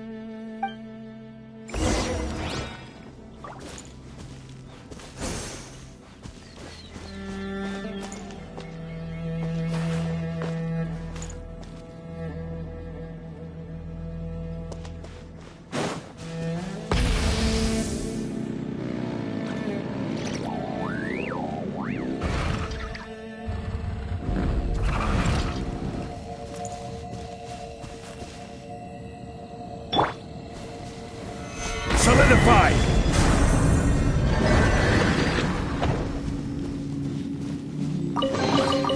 Certainly worth the extra mile.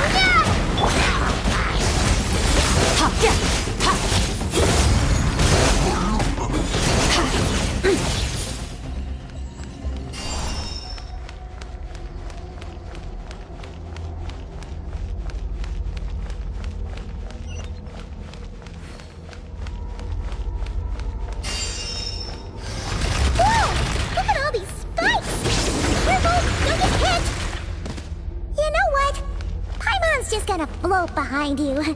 Come on, you got this.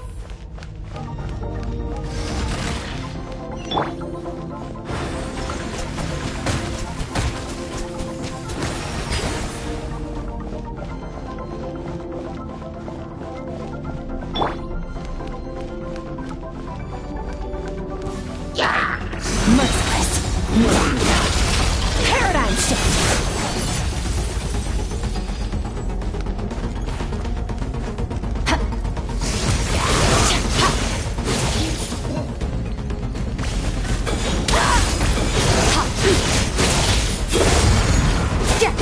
Hey, what are you two doing here?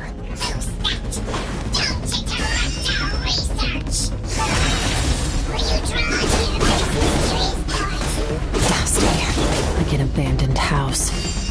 Let's press on.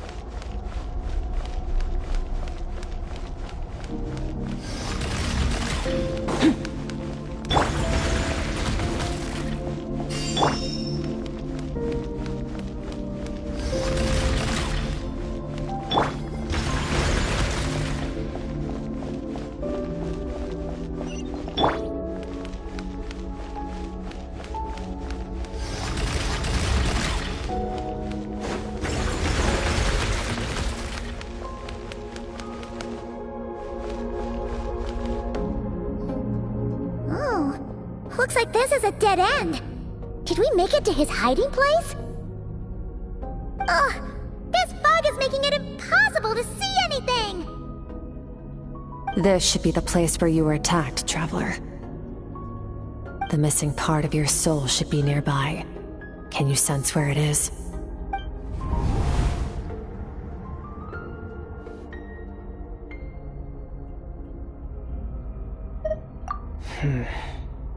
Our opponent must have covered his tracks just in case. Otherwise, you should have sensed it much more strongly. Hold on! Look!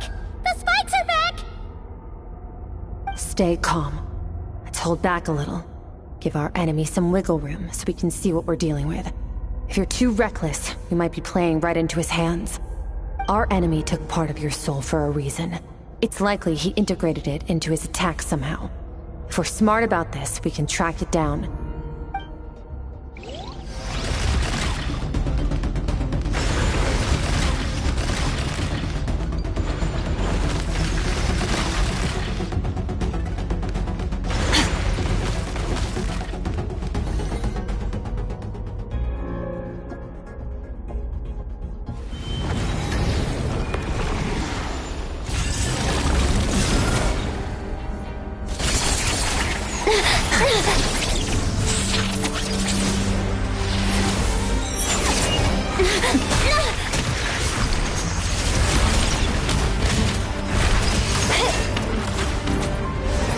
From the start, the attacks have been focused on me. Trying to break through my defenses? I see.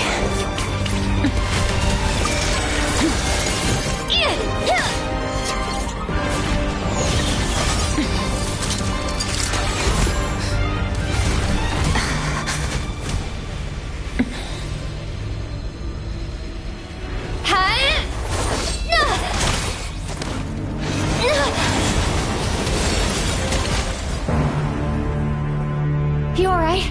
That thing was...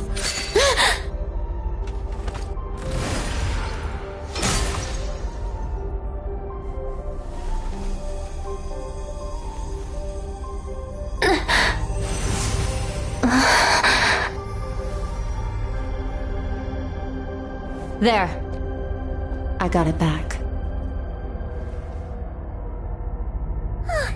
Traveler! Skirk! What happened? It looked like Skirk just got...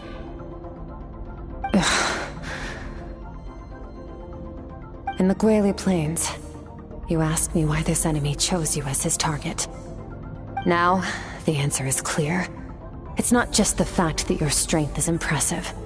It's also because of your ability to, as you put it, purify abyssal power. Whatever that actually means.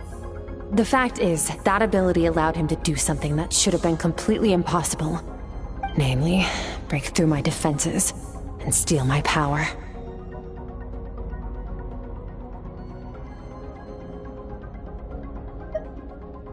No, he couldn't have known I'd come to his domain. He only stole your soul fragment because he knew the value of its power. I doubt he expected it to come in handy so soon. Call it fate if you want. I believe that's the term they use in this world for arbitrary coincidences like this. In any case, it works to our advantage. Once I realized what he was using that power for, it gave me the chance to get back what you lost. I'll cope. Well, done gorging? Good. Time to answer some questions. How did you get the power of the all-devouring narwhal? The all-devouring narwhal? Oh, of course! Paimon knew that spike thing looked familiar. It looks just like that narwhal's horn! I highly doubt you acquired that power through your own strength. Tell me I'm wrong. You're desperate enough to scour the land for god remains and whatever vestiges of power you can find. That alone proves you wouldn't be able to defeat a creature like that. Which leaves one possibility. You know my master, the Foul, Sertologi. The Foul? Who dares call him Foul? Sertologi.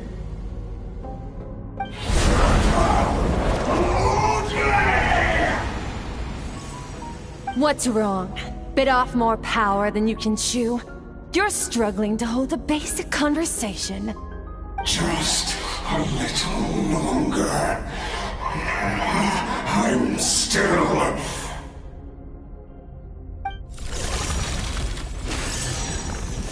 Look! It's back! Those obsessed with power will let it devour them before abandoning their pursuit.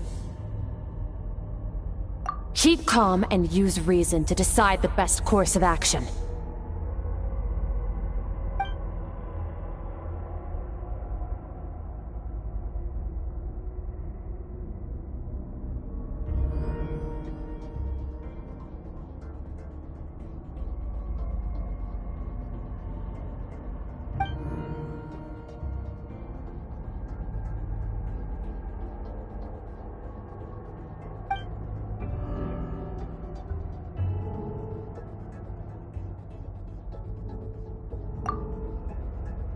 Wise decision.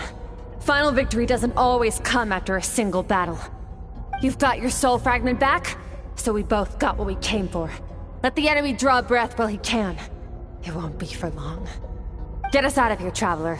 You'll need to lead the way this time.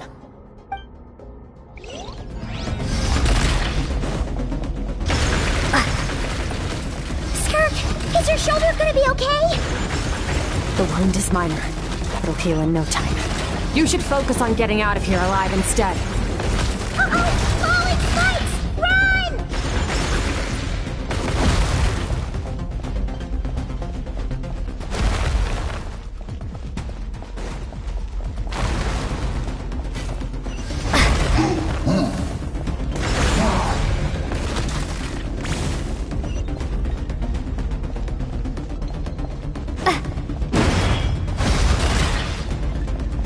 Watch out! Looks like this place is about to collapse!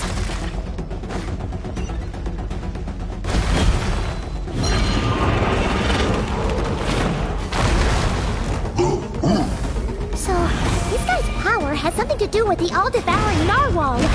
Did you know that all along, Skirk? I had my suspicions. That's why I decided to investigate in the first place. But suspicions only get you so far. I needed to verify it for myself.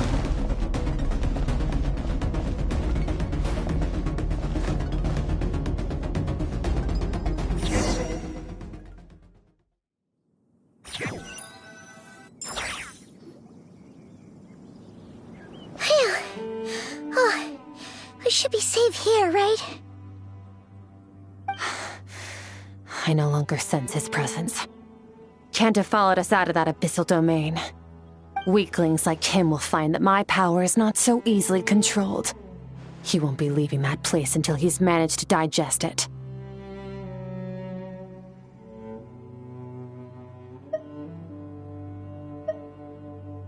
You seem surprised. I suppose that's fair. You've seen but a fraction of what that whale is capable of. That gaping maw could swallow a planet whole. It's called the all-devouring narwhal for a reason. Devouring is what it does best. It can extract power from anything, dead or alive, as long as it manages to make physical contact. Yeah. When we had our run-in with that thing, Neverlet mentioned that it has an instinct to devour. Your dragon friend recognized the nature of its abilities and used the power of Hydro to protect you. That worked because it was in a satiated state, so it was somewhat less aggressive than usual. It's a different story when it has no more power to feed off of. That's when its true voracious nature kicks in. It could devour everything on the planet in that state, which is why I cast it into that void space. But I hadn't counted on there being anyone left on this planet capable of wielding its power. To me, that says he must have encountered the whale a long time ago. Meaning, he must have known my master.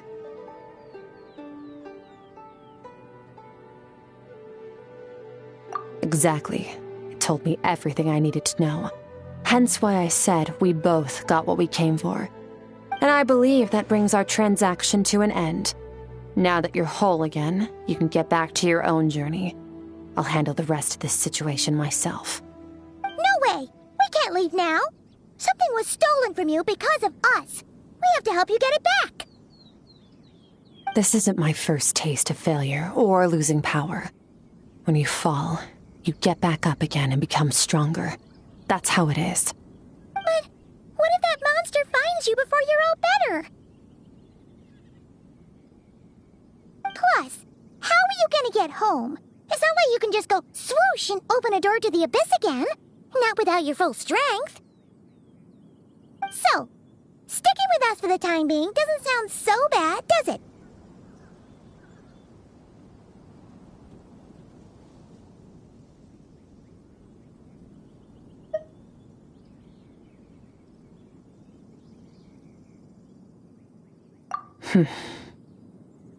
Fair enough.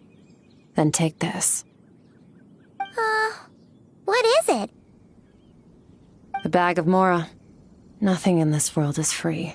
I know that much. I'll leave the planning to you. Hurry up and decide where to go. We shouldn't linger. We should take Skirk somewhere she can rest. But where? Paimon gets the feeling Skirk wouldn't like being around a lot of people. Oh wait! Baishu said we could rest in the back room of the pharmacy, didn't he? Let's head there! He'll know something about Master. I'm sure of it.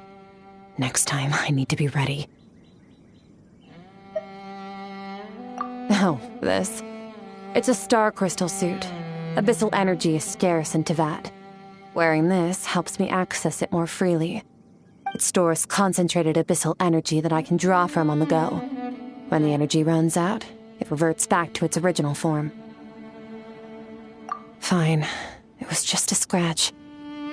It'll take time to recover my strength, of course. But adapting to situations like this is nothing new for me. Found somewhere to rest. Well, lead the way then.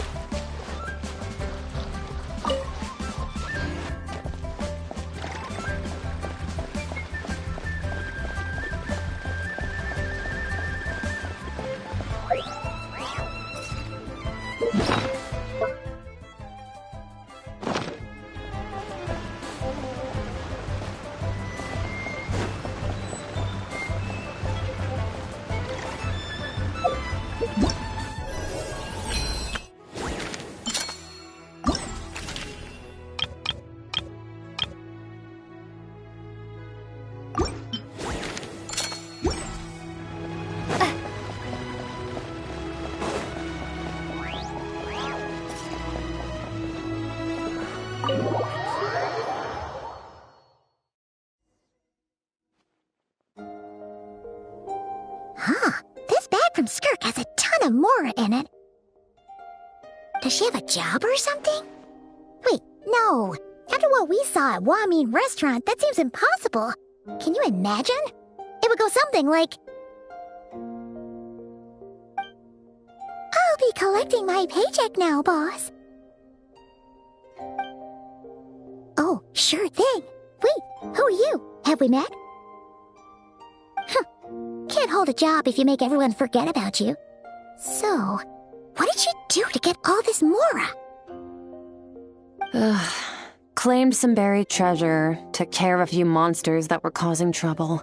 Nothing untoward. It's safe to use. Ah! You heard all that? A sonorous voice like yours is hard to miss. I wouldn't be surprised if the sound of it traveled to the nearest mountaintop. Then, did you by chance happen to hear Paimon's little, joke earlier? You mean when you called me Frosty the Lavender Melon?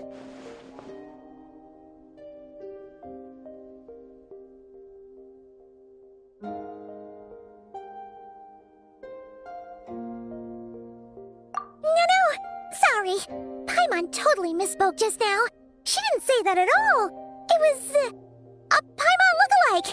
Yeah, she's a piece of work, that one. Always impersonating Paimon and giving people weird nicknames.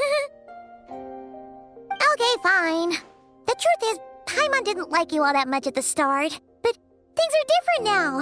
You helped the Traveler in a big way, so... What do you say? Friends?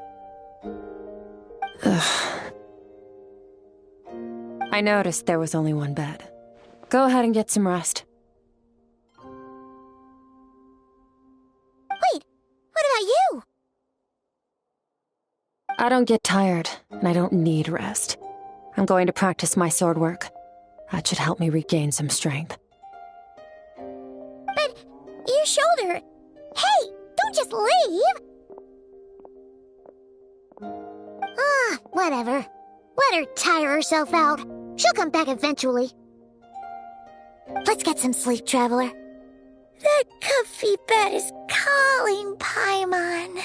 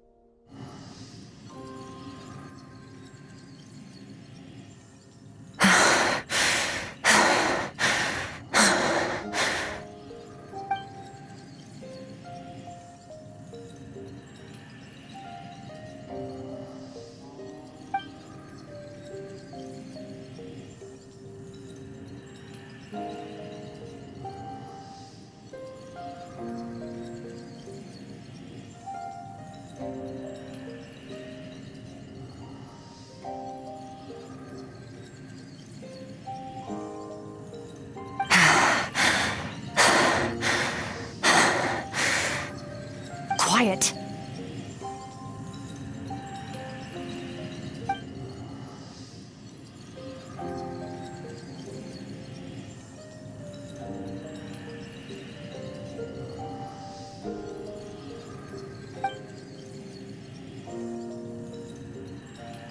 Do you even remember how many of us perished in that fire?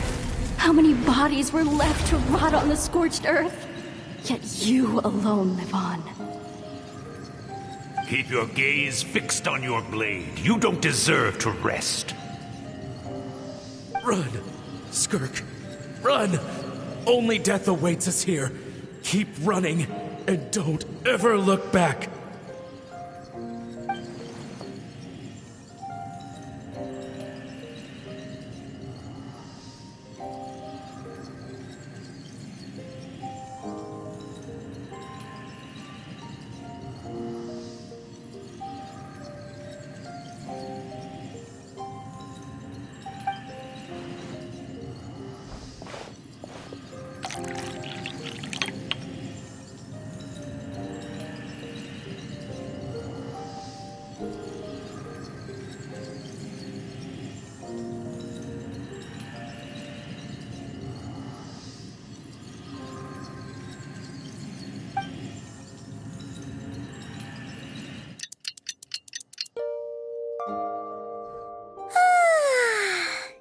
Getting an early night's sleep is the best.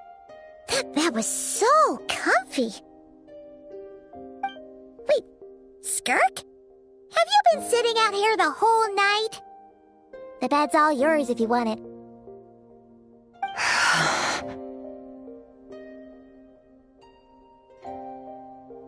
About 60%. Maybe 70. Whew! Paimon thought it would take at least a couple of days. That was fast. No, not fast enough. That's 20% less than last time. Same training regimen, same intensity. Nothing felt different, but somehow the outcome fell short. No, I think the problem's with me. I need to meditate for the next 2 days.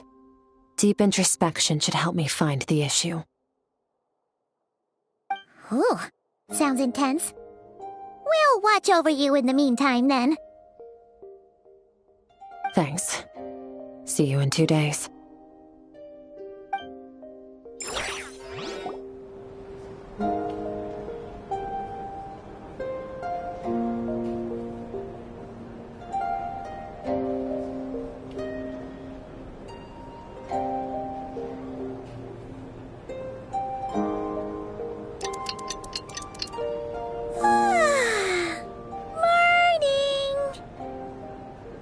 Skirk is still meditating, huh? It's been 2 days already. Shouldn't she be awake by now? Paimon can't think of anything we can do to help. Oh, wait! Breakfast! That's it! Paimon will go get breakfast! Skirk is gonna be starving when she wakes up. Be right back.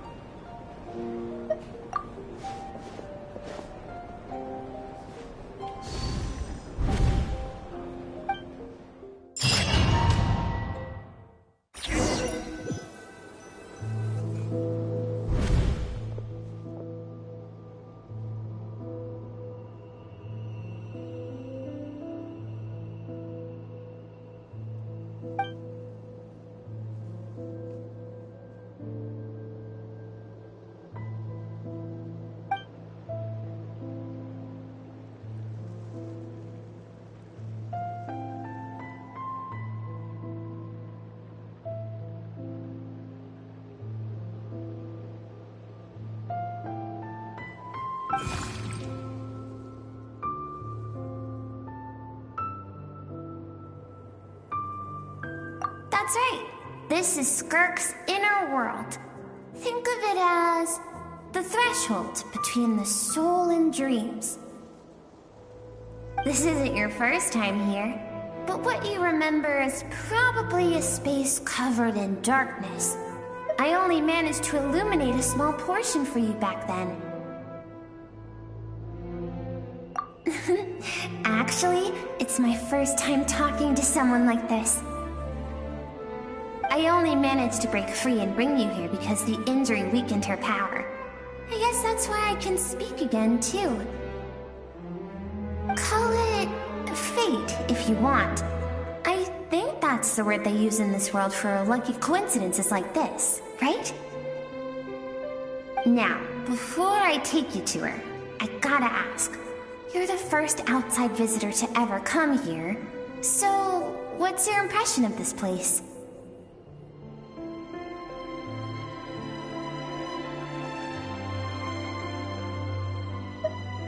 Oh, you noticed. This river represents Skirk's strength. Strength accumulates over time. It is the summation of a person's lived experience.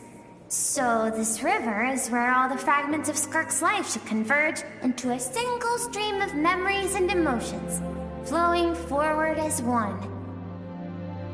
But as you can see, this river has been severed numerous times. It's because Skirk doesn't like who she was in the past. And all she sees reflected in the river is a disgraceful shadow of who she was. She cuts through water and rock with the sword of reason, severs her connection with the past, and begins anew.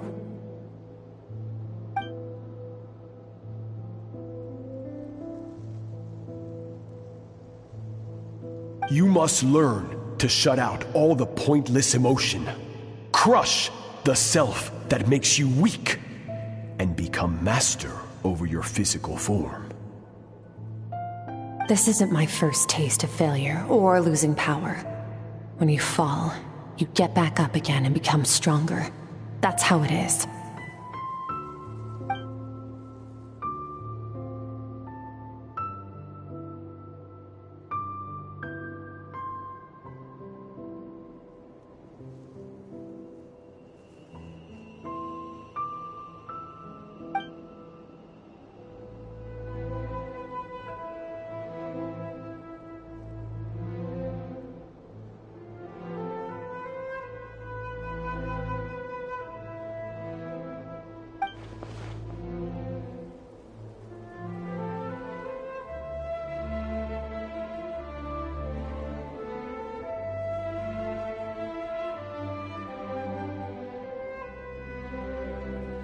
The answer to one mystery invites another question, I see. Let's follow the river upstream. There among the cliffs, among the memories etched into her heart, lies the truth of it all. Soon, you'll understand everything.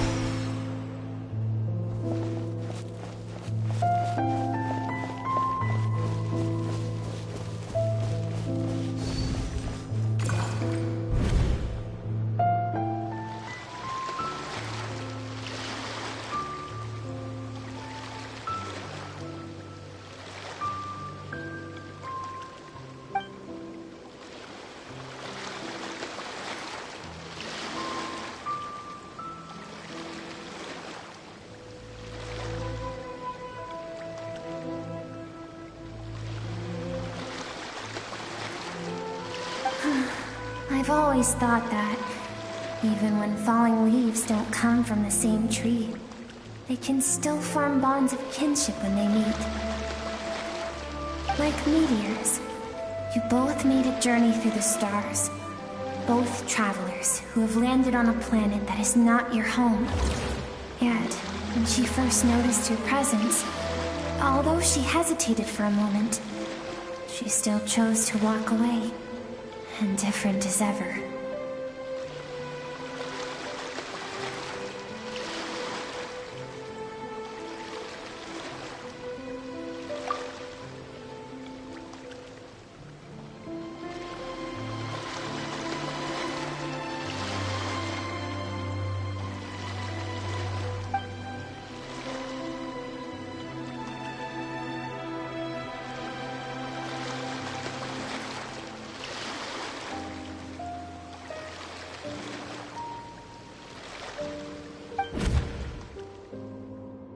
Seems like you've answered your own question.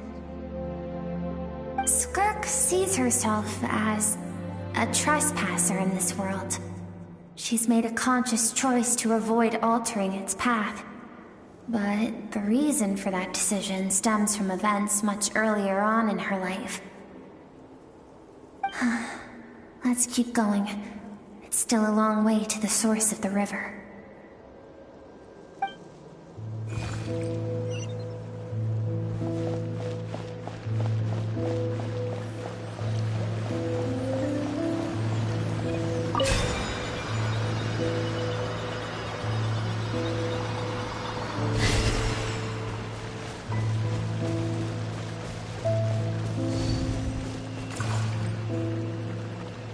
now have what it takes to wield immense power.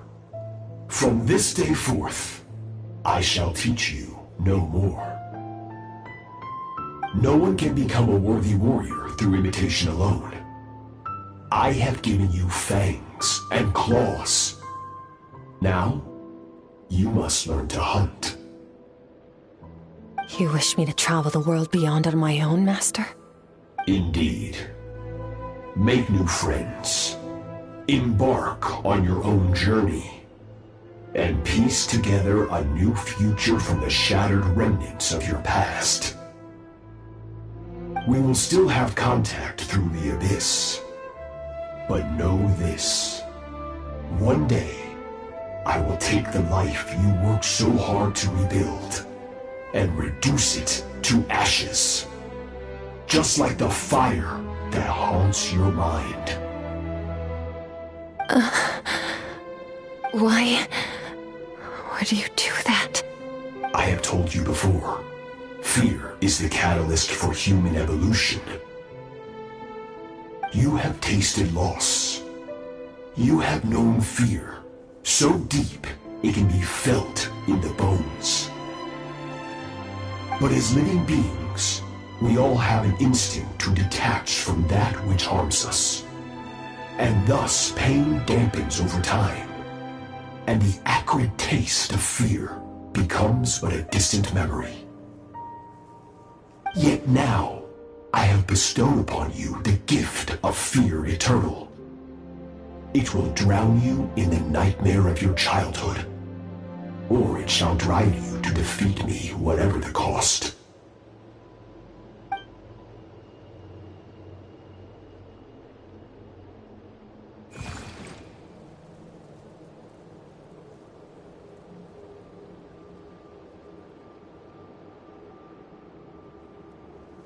That is what Skirk's master, the foul Sertologi, looked like at one point in time.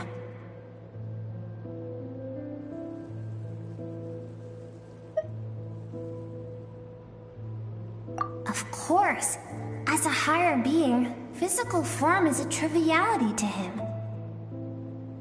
He could appear as a beast, a human, or even a monster that defies description. The form you see him in here, clad in abyssal armor, is the one he usually wears when traveling through the stars.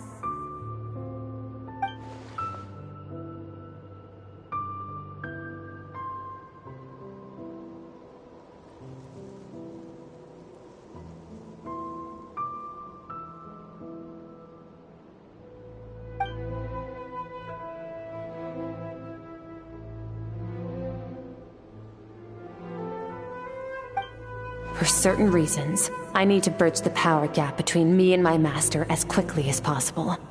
But first, I need to understand the source of his strength.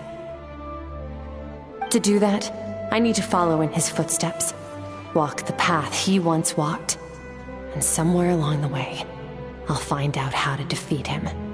That is my sole focus and purpose.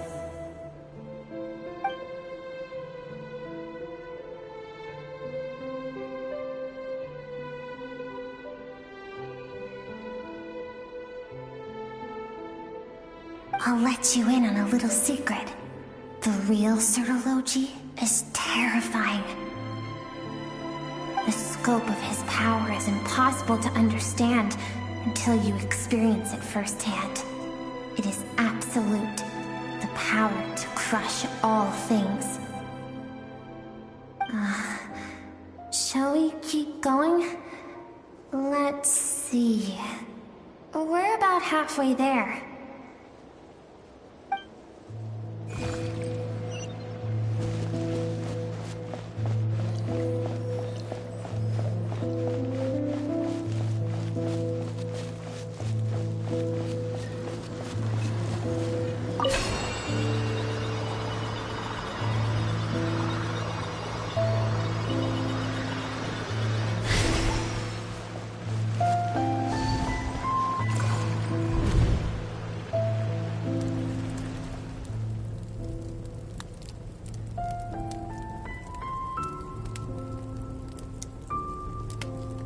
We've made it quite a ways already. This is Skirk, when she first began training under Sertologi. I have set your broken wrist. Tomorrow, you're to train twice as hard. No tears this time. Good. Attempting to garner sympathy through tears is a habit of the weak. A pitiful, useless ploy. Can I ask a question, Master? Why did you save me? I keep thinking, maybe it would be better if I had died. I wouldn't be haunted by that fire all the time. I wouldn't have to go on like this. I saved you because I have a plan for you. It has been too long since I fought a battle that demanded my full strength, and I hunger for it. Every so-called genius and prodigy I have faced has crumbled like sand underfoot. Before me, even fate bends the knee. So, I will teach you everything I know. Train you by whatever means necessary, in the hope that one day, you might surprise me. But I don't want to draw my sword against you, Master. What you want matters little. Among the boundless sea of stars, the cries of the weak are but faint murmurs that disappear into the void. You of all people know that well. Yes, Master. From that day forward, all she knew was grueling training, emptiness, and fatigue. After some time, her talent bloomed, and she gained control over her emotions, like her master. How should I put it? It was not that human emotion disappeared from her heart, but that reason came to dictate all she was allowed to feel. I suppose it was at this point that she became the Skirk you know today.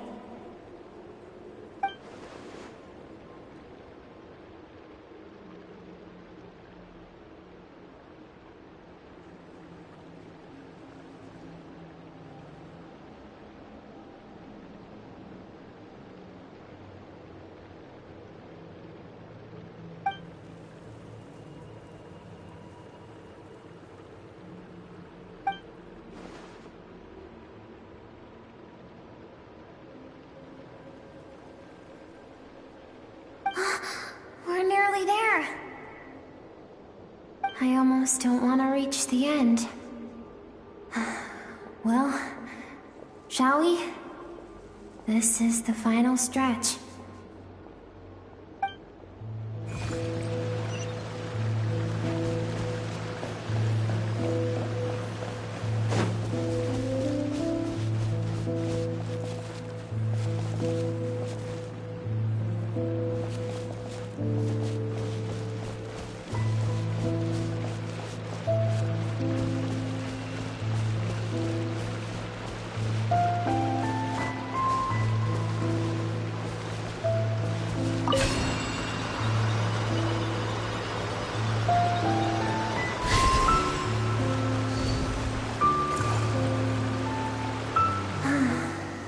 These are Skirk's happiest memories. What a simple and carefree time it was. Wisps of clouds dotted the sky. The sun bathed everything in golden light. And when song filled the air, not even the shyest of flowers could resist swaying alone.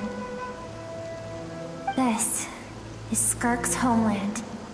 She was so curious about everything as a child.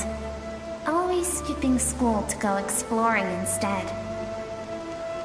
There was so much to discover. The treasures at the bottom of the sea. The secrets beyond the stars. And that merchant ship packed with adults wearing those strange clothes. Yes, the ship. That was the beginning of the end. It was a spaceship. When it arrived, the people that disembarked wore smiles on their faces and spoke of friendship. They claimed to be merchants from a neighboring planet, looking to establish trade.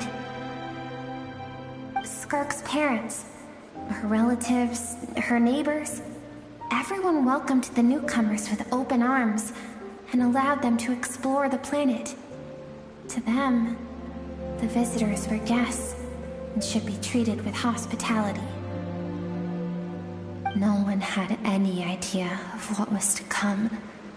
Several months later, an army of unknown origin arrived without warning and carried out a ruthless campaign to destroy everything and everyone on the planet. Skirk had skipped school that day, like so many times before, so she was not caught in the immediate wave of destruction. But when she came home that day, only fire and ruin awaited her. Countless people cried out to her for help. People she knew and loved. Friends and relatives. The little girl who lived next door. The shop owner with the bad leg. The bad-tempered teacher she had made fun of just that morning. Their lives were discarded like worthless trash as the fire consumed one life after another. Skirk was helpless. All she could do was run. And so she did. She kept running until an unexpected figure crossed her path. If Sertology hadn't been there in that moment, the fire would have claimed her life too. And there she would have remained, left to rot in the scorched earth, with no answer as to why any of this was happening.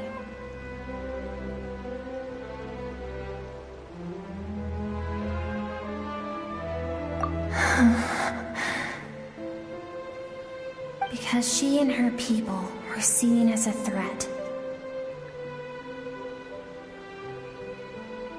As the initial merchant ship explored the planet, they discovered that it hadn't always had the condition to support life.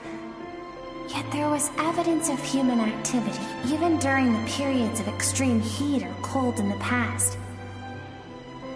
Further research revealed that, over time, the people of this planet had evolved the ability to adapt to any type of environment or energy source.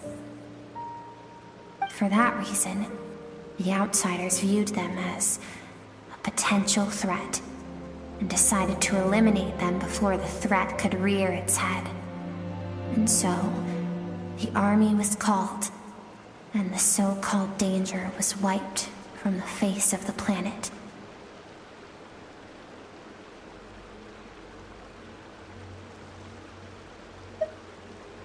Senseless, isn't it? Deemed a threat because of a gift they didn't even know they had. Perhaps it was their own innocence and kindness that doomed them. But in the end, that was lost to the blaze as well. If those with power get to decide good and evil, then all you can trust in is the sword in your hand. And so, before death could claim her, she ran. She ran and never stopped.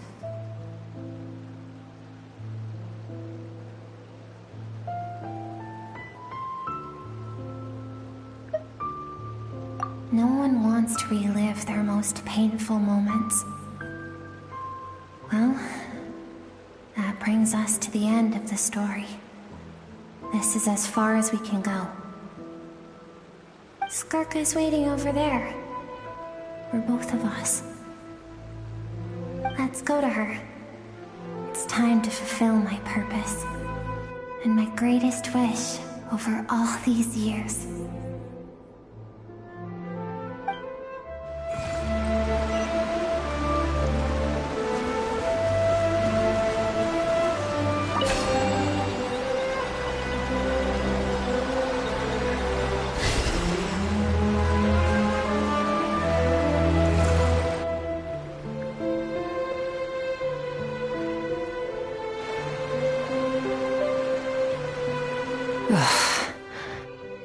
So all this, just so you could bring her here?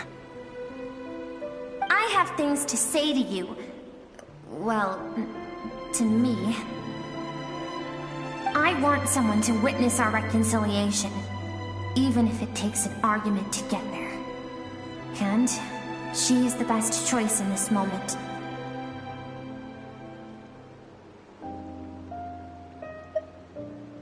Her suppressed emotional self.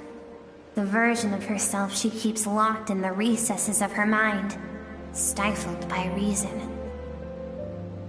All those rejected impulses, those discarded aspects of your past selves, they are a part of me now. I am who you used to be.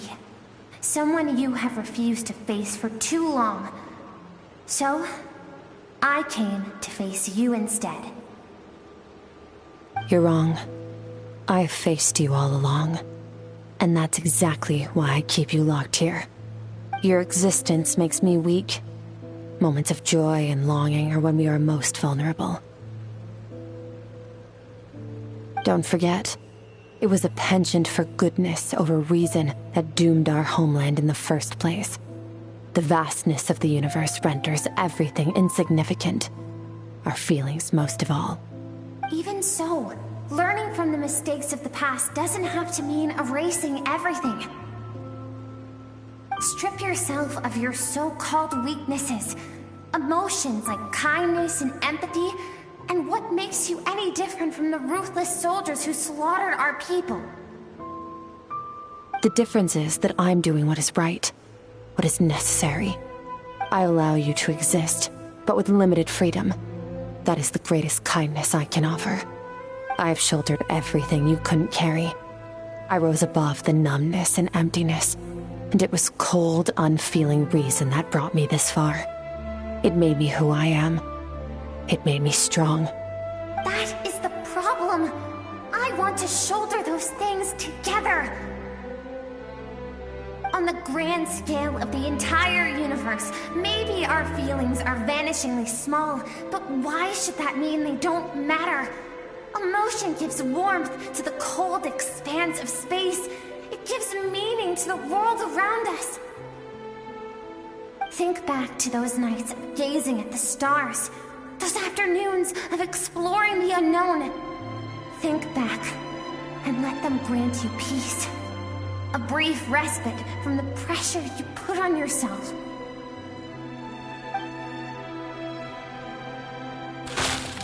That isn't what we need. Exactly what we need! Aren't you curious about why recovering your strength has taken longer than normal this time? Finally, you get to the important part. That is the only answer I came here to find. Then look around. Look at your inner world. You cast aside your dreams and curiosity, and in doing so, you lost your original motivation. You severed all connection to who you used to be, so you can no longer draw strength from your past. Now, the only things driving you forward are fear and survivor's guilt. But these cannot take you far enough. And so, this river, the source of your strength, grows more polluted by the day. And you think that means I should seek help from a weak little thing like you? Your emotional self isn't weak. The fact that she transcended time and broke free from her constraints to come and face you, that proves it. Thank you for saying that. I knew bringing you here would be the right choice. To be honest, I'm not here to argue with you. This isn't about who's right or wrong. And in fact, I agree that in order to make it through the wake of that tragedy, we had to distance ourselves from the pain through reason over emotion. But what is right at one point in time isn't always right forever. I know you will never forget that fire. I know the fact that you were the sole survivor fills you with guilt. And I know that among the voices that haunt you, mine is there too. Because deep down, you know that you didn't turn out to be the person you wanted to be. All those unfulfilled hopes are like knives to the heart. And I don't want you to hurt anymore. So even if you can't accept me, I hope, at least, that you can let go. I keep thinking, maybe it would be better if I had died. I wouldn't be haunted by that fire all the time. I wouldn't have to go on like this.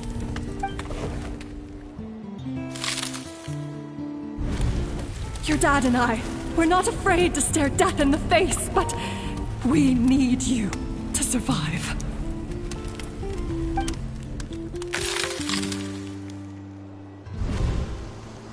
I'm sick of being a kid. There's so many amazing things out there, and I'm ready to see them all.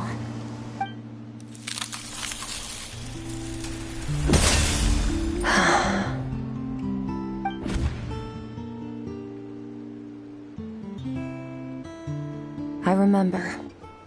There was a song Mom and Dad always sang when we went out to fetch water. Dancing water. The sand along your path is begging for your song and movement. Will you carry this burden with you on your journey? I am not the dancing water, and you are not the burdensome sand. But if this is your wish, then I will carry you with me until the end. Thank you. I should be thanking you.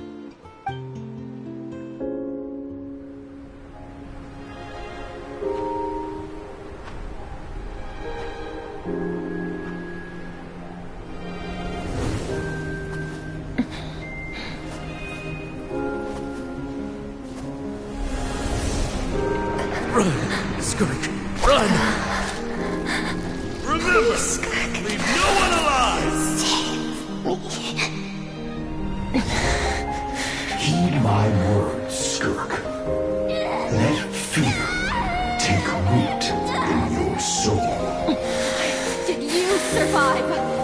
Why was it only you? Skirk, did you become a positive light in this world?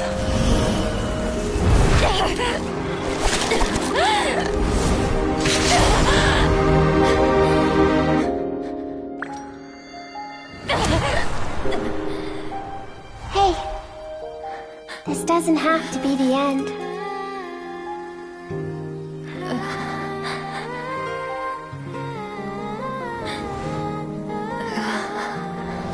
Life is a gift. Don't let darkness claim it.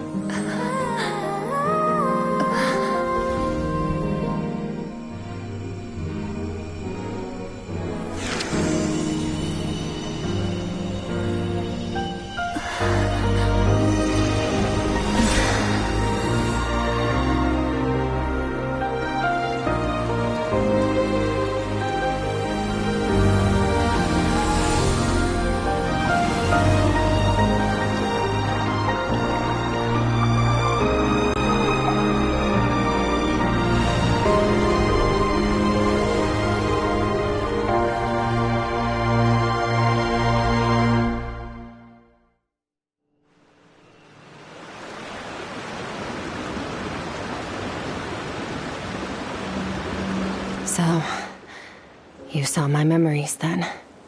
I once asked my master if survival of the strongest was the law of the universe. He said no, but in a world without order, those with no moral boundaries tend to be the ones who survive.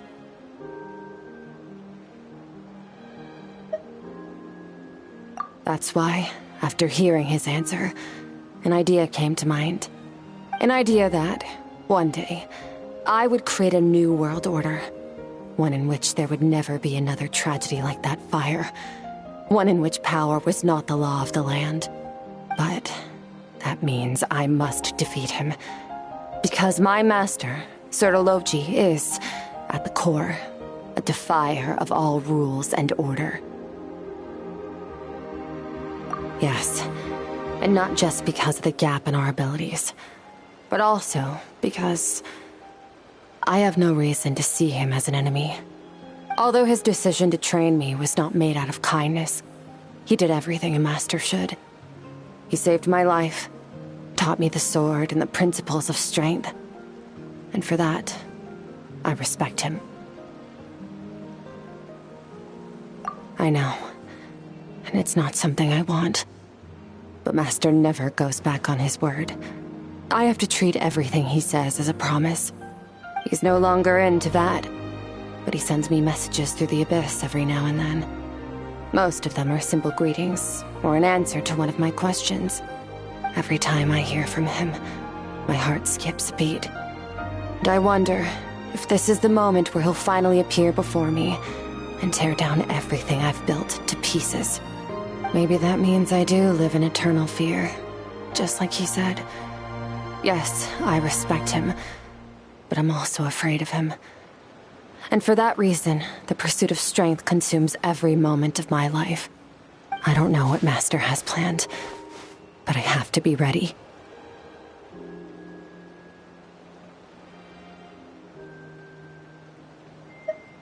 Help me?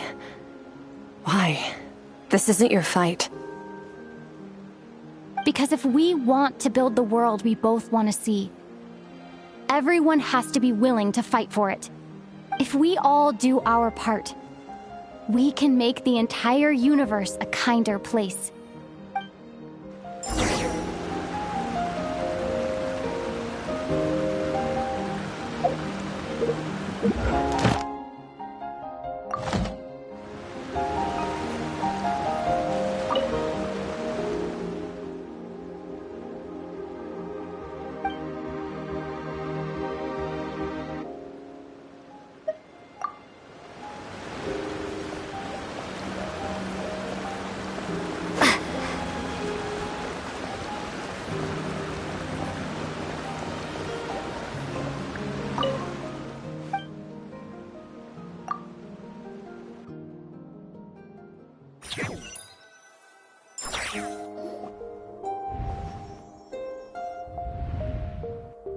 Oh, you're finally awake! Honestly, Paimon was gone for like 2 seconds and then she comes back and finds you both unconscious? Oh, you scared Paimon half to death! You're both okay, right? What does it look like?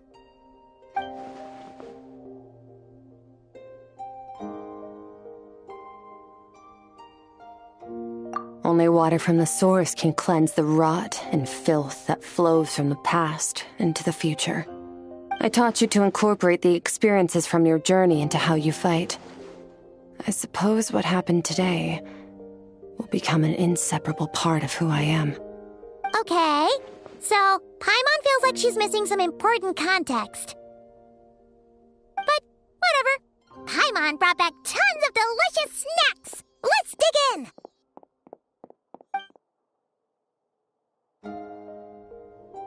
All right. It's about time we finished what we started. We're gonna deal with this thief for good, right? This time, I'm not going to tell you to hold back. But having digested even more power in the meantime, he's going to be tougher than before. The good news is, we have no reason to pull our punches this time. So, let's go. Same place as last time.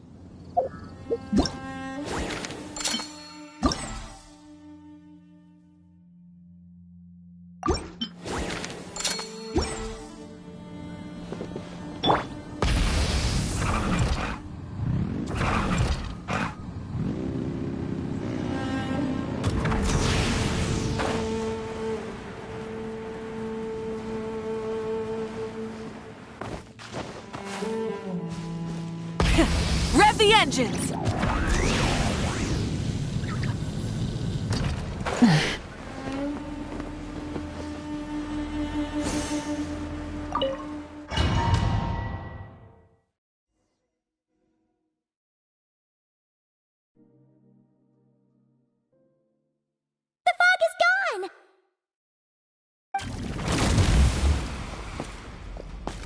Wait, isn't that the form the all-devouring narwhal changed into? How come he knows that, too? Really? So, you're telling Paimon that giant whale and this guy can both turn into the fowl? How does that work? It's a subconscious instinct. Any intelligent being who longs for his level of strength is bound to mimic his appearance. It's a natural response after encountering someone as powerful as Master. To them, he represents ultimate power. We know the person before us has encountered Master, and we know he stole a portion of my power. So it's not surprising that he would assume this form. Okay. Oh, the closer Paimon looks, the more intimidating it gets. Nervalette isn't here this time, so it's up to us. He won't have the nerve to steal again after we're done with him. Let's teach this guy a lesson.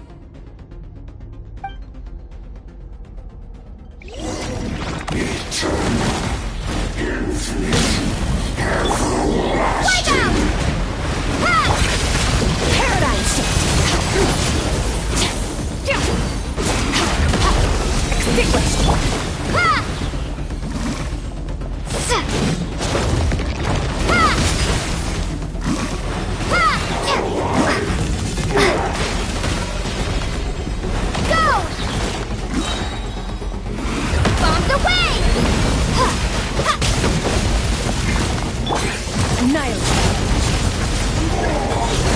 Haven't forgotten your training, I hope.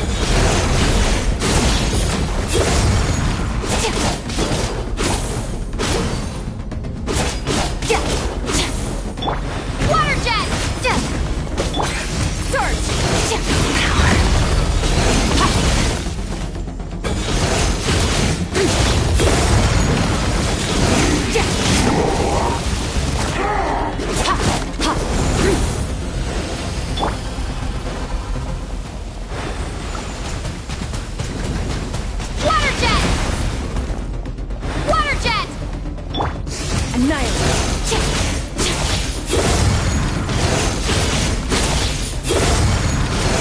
Mine to wield.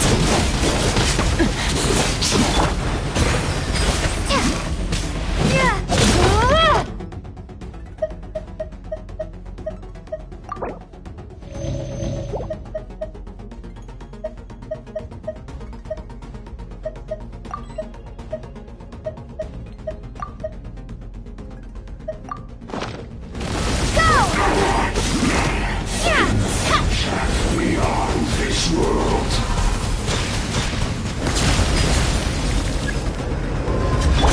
Fearless.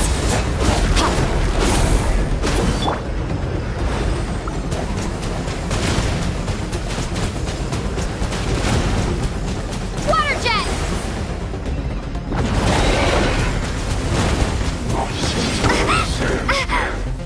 Once more!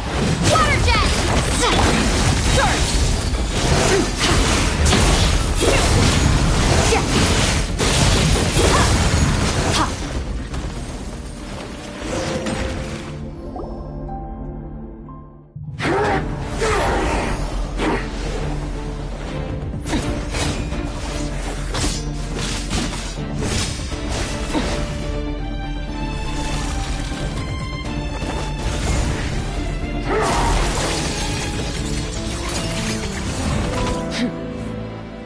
Haven't had enough of my power.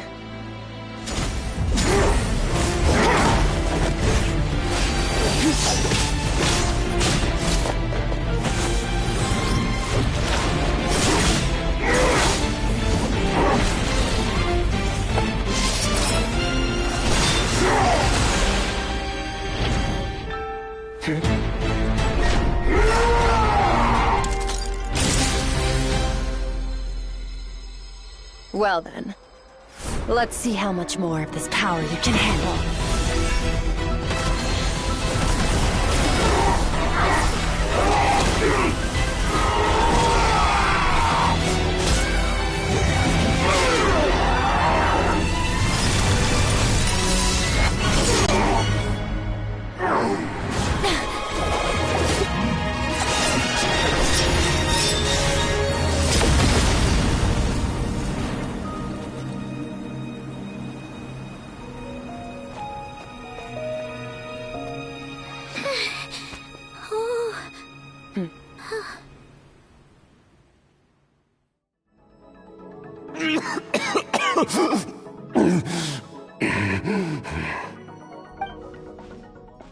Well, have you come to your senses? You saw that my body was at its limit. So, you deliberately channeled your power into me, knowing that it would destroy my shell from within. Such power, such keen battle instincts. So you must be... Skirk, Sertologi's disciple. How long has it been? How long has he been away from Tevat? Hundreds of years. Hundreds? Sorry, it's a lot to take in.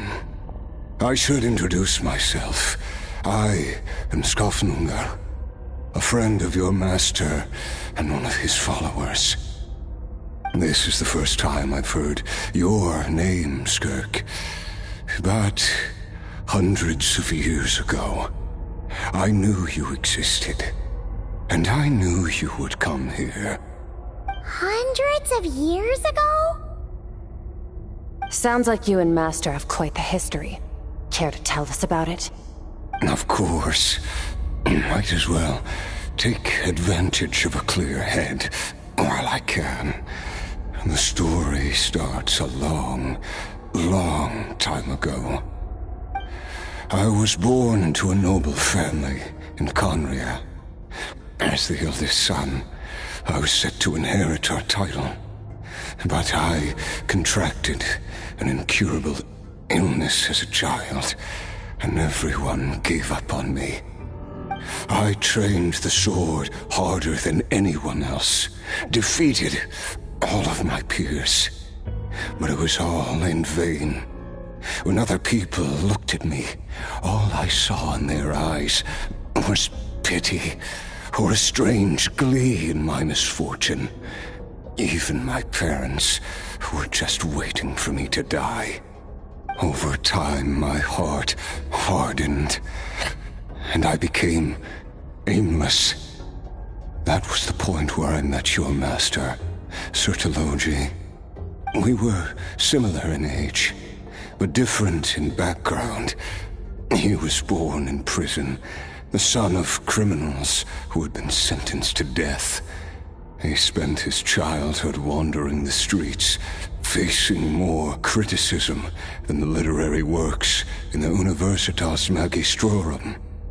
Yet, he always wore a smile on his face, as if kindness and malice were one and the same, and he could not see the difference. I still remember what he said to me when we first met. You need to fight to survive. Even if it's a losing battle, it should light a fire under you. How can you sit back like this and go down without a fight? That does sound like something he would say. He was the first to acknowledge that I was worth something, and he inspired me to keep going.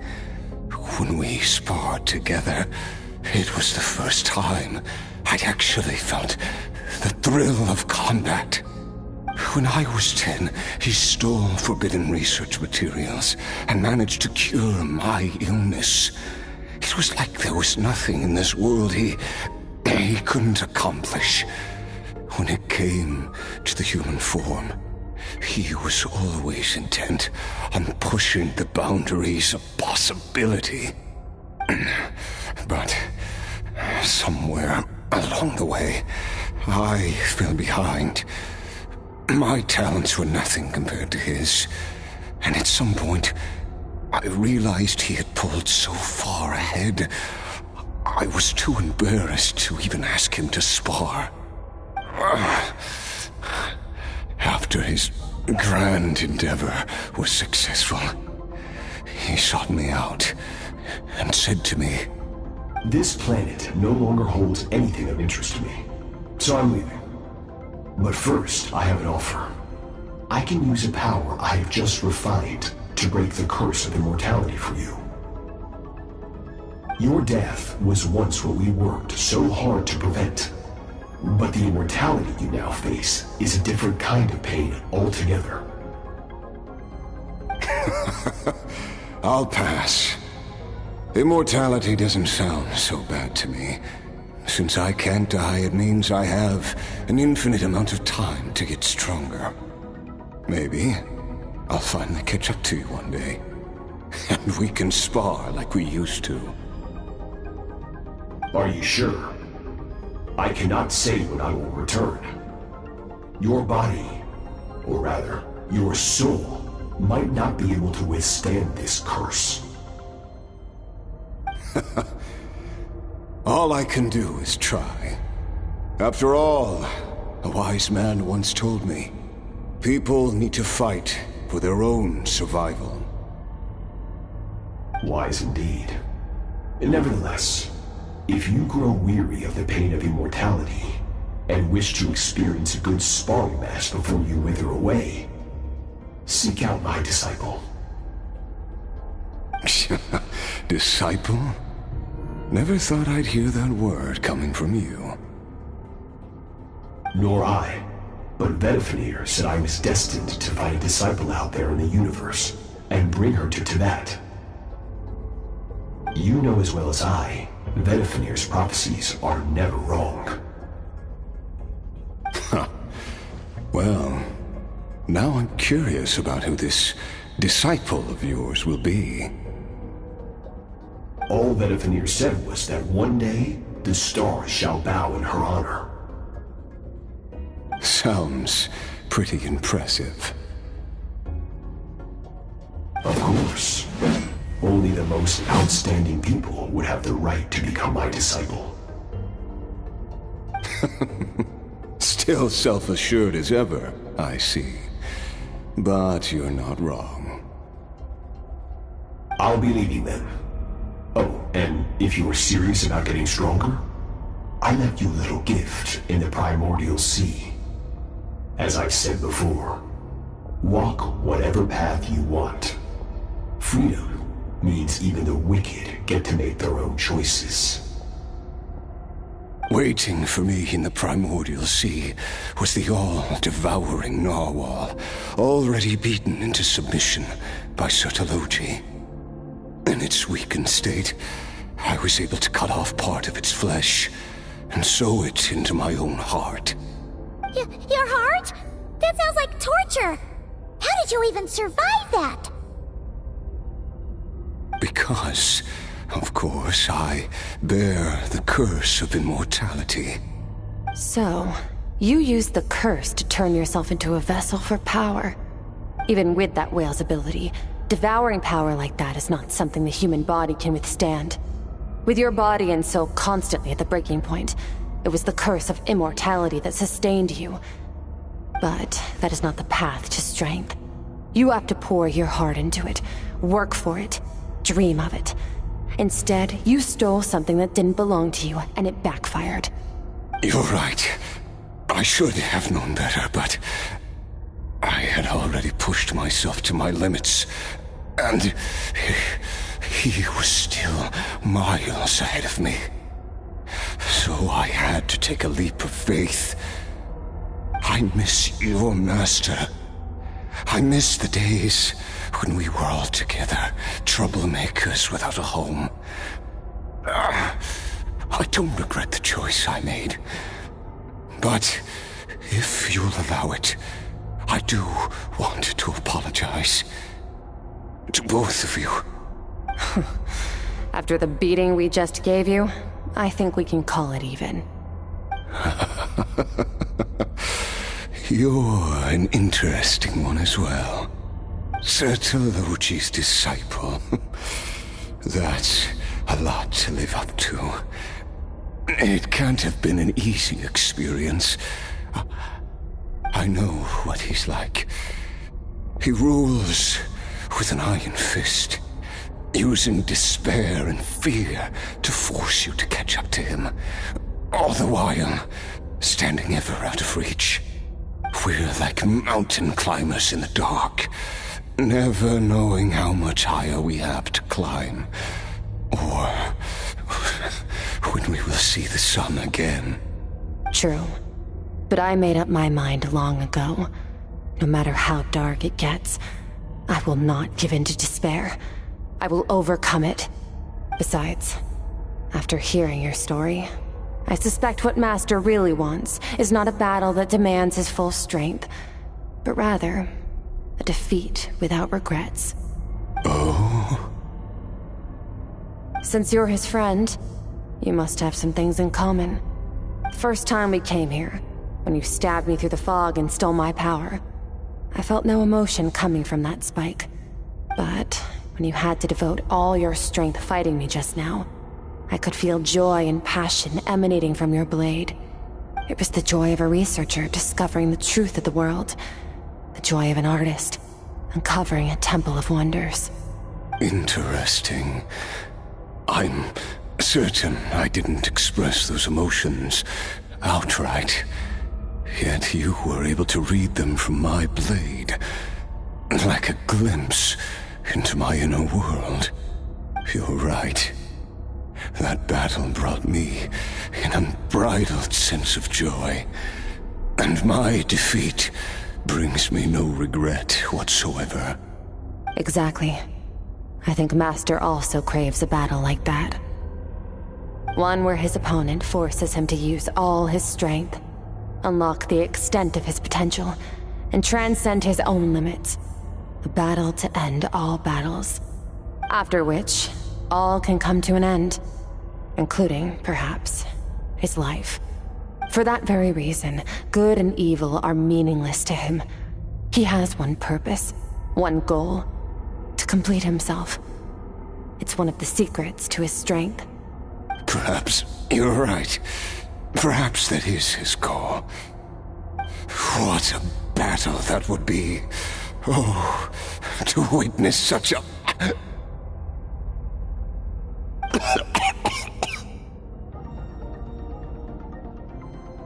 Are you okay? Too many different kinds of power are surging through my body. The curse of immortality allows it all to coexist, but it does not remove the pain. I won't be able to hold on to my sanity for much longer. What a shame. I would have loved to witness that battle. Sertologi once offered to free me from this curse. Now, I must ask that of you, Skirk. Can you release me from the pain? I can, but not through death, if that's what you are hoping for. It's not a suitable punishment for your crime. As an alternative, I can take your consciousness, along with all the power you've consumed, and smash it to pieces. The impurities will dissipate, and under the curse of immortality, your mind and body will regenerate. When that process is complete, you will be back to who you were before, no longer tortured by powers you can't control. But it will be a time-consuming and painful process. The decision is yours to make. I accept. And who knows? Perhaps I'll wake up in time to witness your great battle with Sertologi. I have faith that you'll be able to stand against him one day. Though I know it'll be a long and arduous road. If we are climbers in the dark, it appears the dawn has finally broken for me. But your ascent continues. At least, Looks like you are not alone on your journey. I will reach the top of this mountain, no matter what it takes. And you, Skofnungr, will be my witness at the end of all things. That's finally over. Let's get out of here. Huh. At least we don't have to make a mad dash for the exit like last time.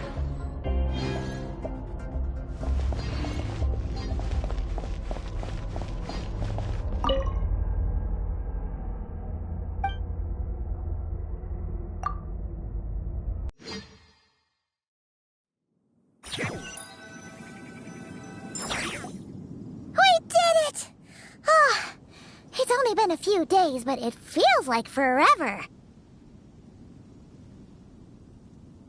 Once again, we've proved there's nothing we can't overcome. We're just that awesome. Wow, you sound even more confident than usual. Guess you really have become stronger. Today sure went by fast. It's night already. Oh wait, that reminds Paimon. The stars you mentioned. The ones that died out? Are they back now? Yes. The power Skofnungr stole has been returned. So, the stars have regained their light. Great! Huh, it's crazy that you even noticed their light was gone. There are so many stars in the sky. If a few disappeared, Paimon definitely wouldn't be able to tell.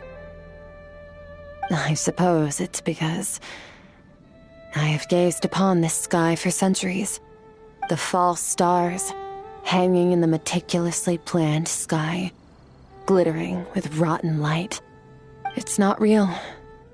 And yet, it is for that very reason that I can look upon it and enjoy the momentary peace it brings. Even the most beautiful of bubbles has to burst.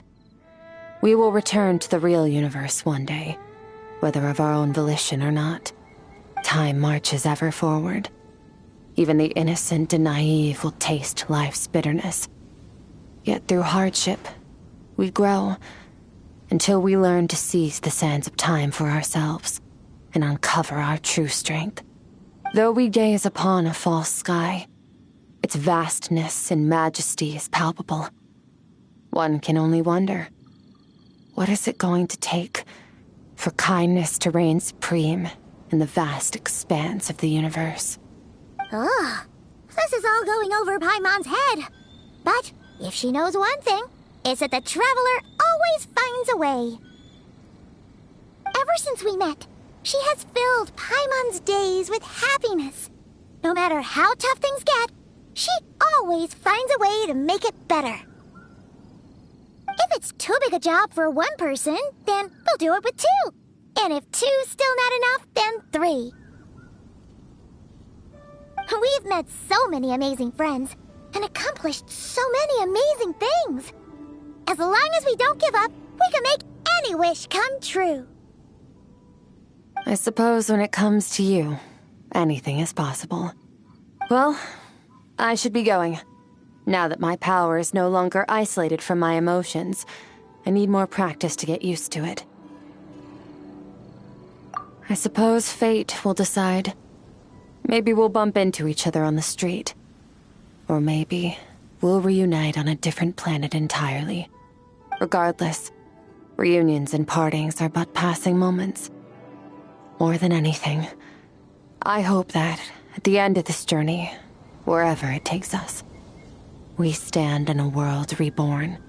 One without war, pain, or forced partings. One where new life can bloom, even where there was once nothing but scorched earth. For this, we must all work to become stronger. Goodbye, Traveler. Remember your training. Make sure to put it to use. Bye!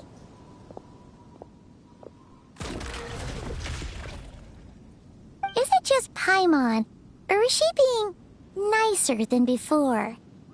We definitely count as friends after all that, don't you think? Hey, what do you think about camping here tonight? There's nothing quite like sleeping under the stars. Come tomorrow, we can continue our journey. Oh, and since Paimon treated you to that super nice meal at Wanmin Restaurant, it's about time you returned the favor.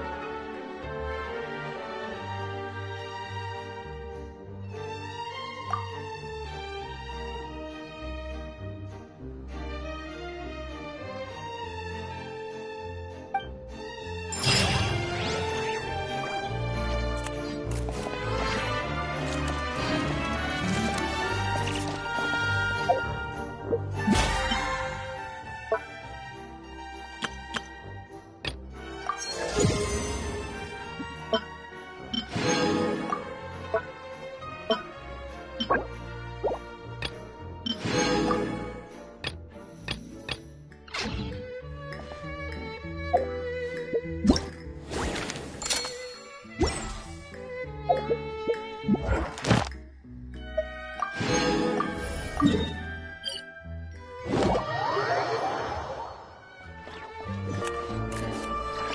Astra Abyssosk.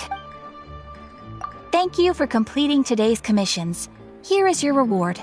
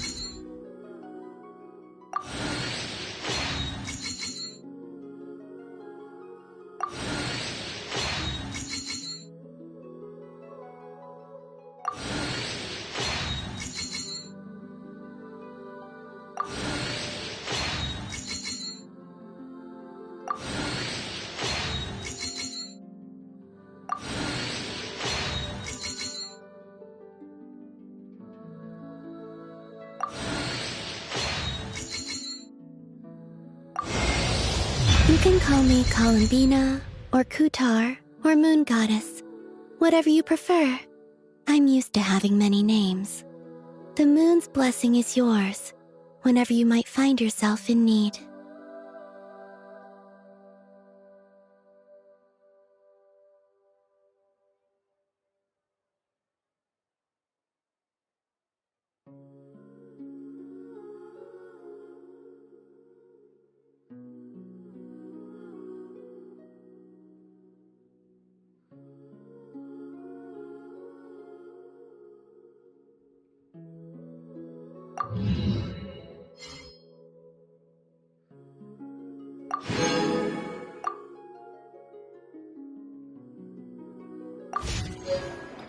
Exactly, but none of them believed me. There'll be an extra fee.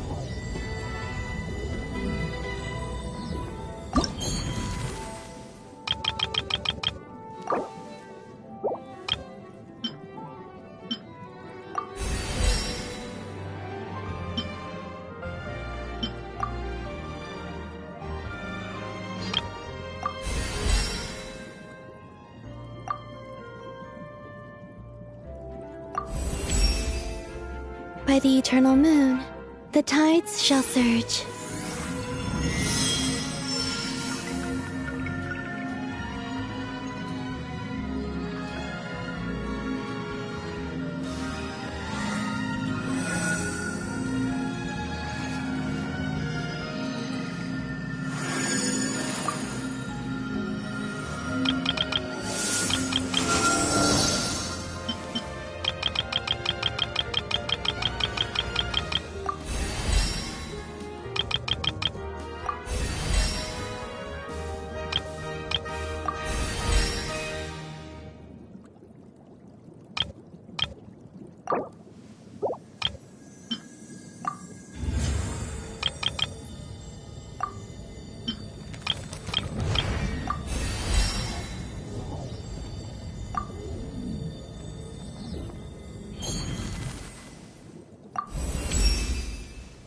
By the frost moon, the night shall be illuminated.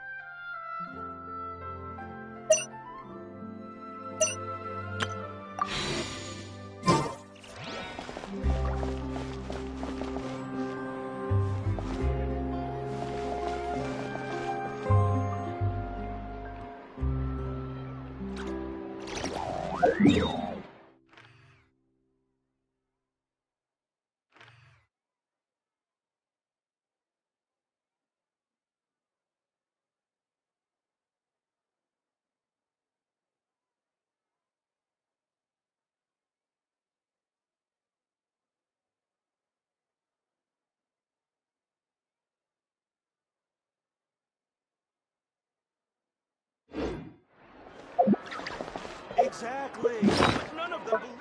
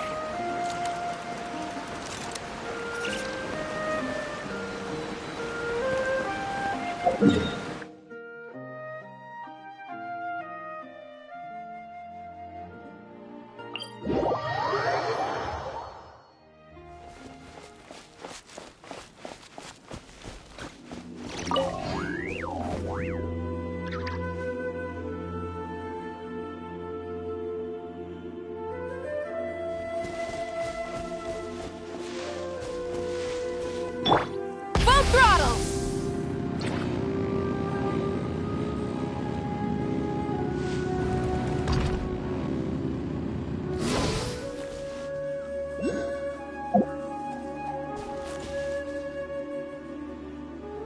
Try and stop me!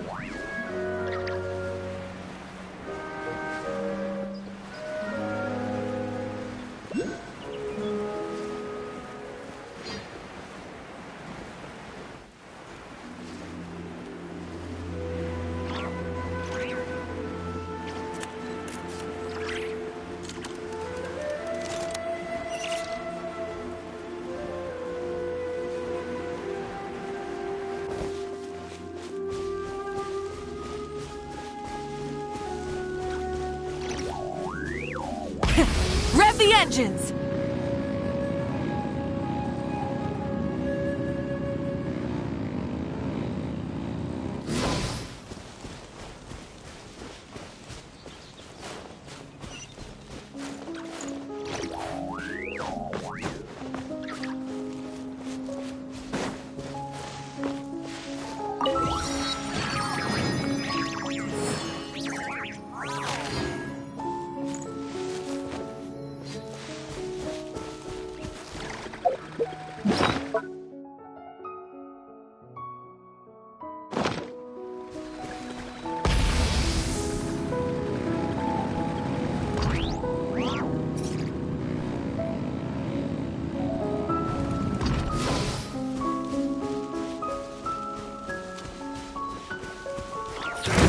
Another test subject. Quake!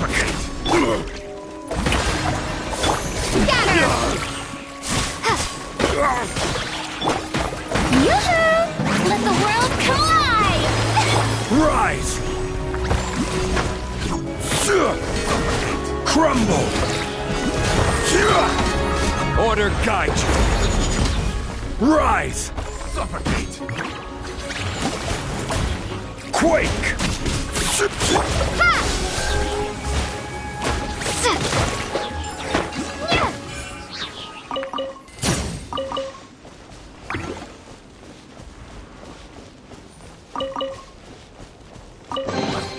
A reward on the road.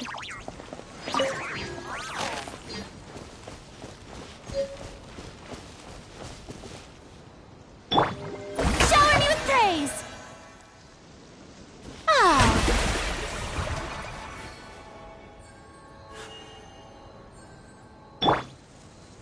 Try and stop me!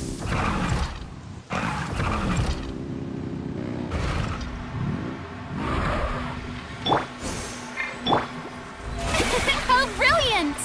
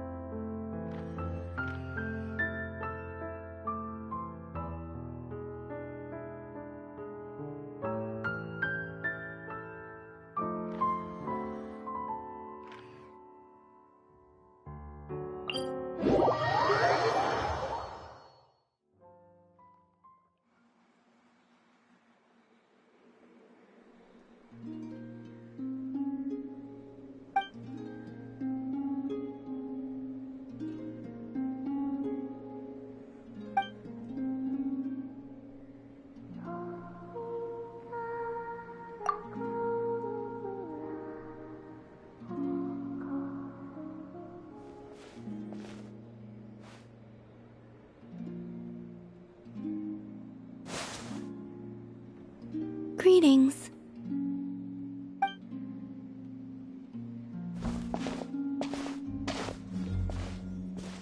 Huh? Are you heading out, Columbina? Yes, I need to get a lyre repaired. What? One of the Kuhenki's lyres is broken. She greatly values this lyre, so I wish to have it restored. Man, Kuhenki sure are multi-talented. Of course. This little one often performs around here, and I sometimes sing along. You know, Paimon's been thinking this for a while, but you sure do spoil the Kuhenki. Well, it's only right. They have kept me company all this time, and often bring me amusing objects as well.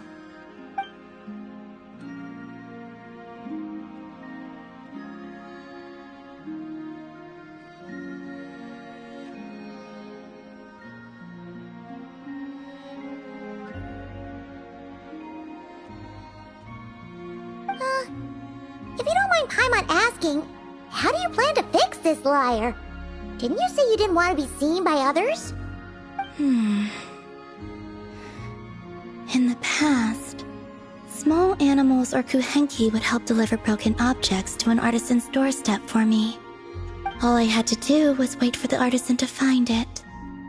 Of course, sometimes that would take a few days.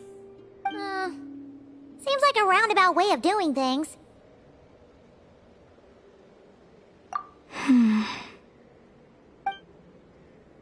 Yeah, just leave it to us. Who knows? We might even be able to get this done today. Very well. Thank you. Our pleasure. By the way, what artisan do you usually bring your stuff to? I don't know her name, but there's a large mechanical hand by her door, and she lives in a round, conch-like home.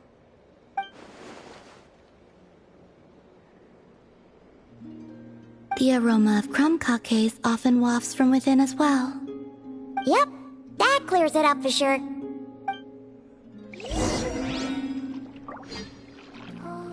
You appear acquainted with that artisan. I shall await you here.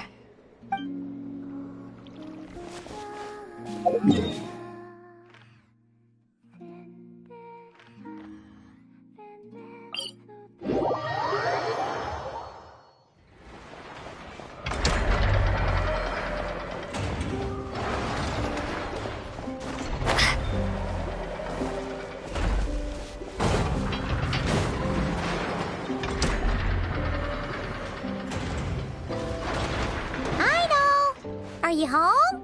Wait, Paimon? Is that you? What brings you here, guys?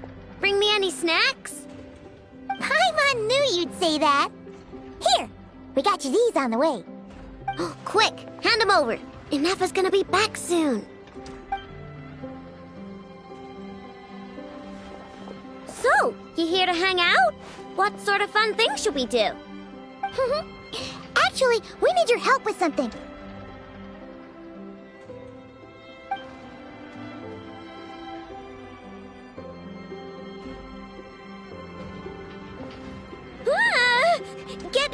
Get that weird thing away from me! Weird thing? You mean this lyre? I told you! I don't mess with stuff that science and mechanics can't explain. I'm telling you, that lyre just shows up on my doorstep at random. And after I fix it, the thing up and disappears. Not that I believe in spooky, superstitious stuff like that. Ah, okay. Seems like there's some sort of misunderstanding here. What do you mean?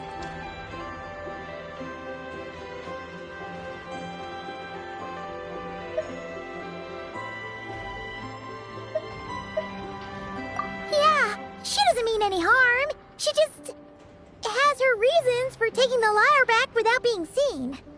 Really? You better not be making this up. Fine. I'm trusting you on this. I'll fix this thing for you, and this time, I'll try to make it last. Wait for me here. I'll be right back. Ah, knew we could count on Aino.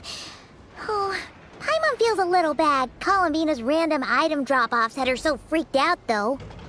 Yes, she deserves something in return. Exactly! Ah! What are you doing here?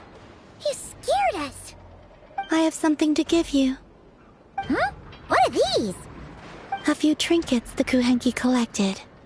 I thought the artisan might like them. Perhaps you could give them to her as thanks. Oh! Huh. What a weird collection of components. Yeah, alright. We'll pass them along. Take care on your way back. There could be people around here.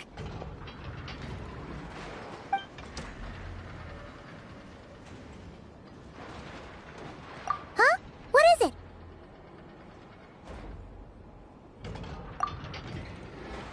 Oh.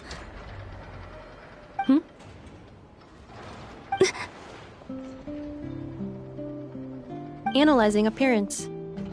What are you doing that for? Match found. Resemblance to not-cry moon goddess statues is 95%.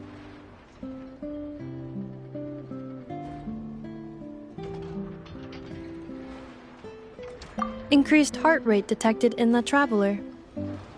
Okay, all fixed. Did a pretty bang-up job if I do say so myself.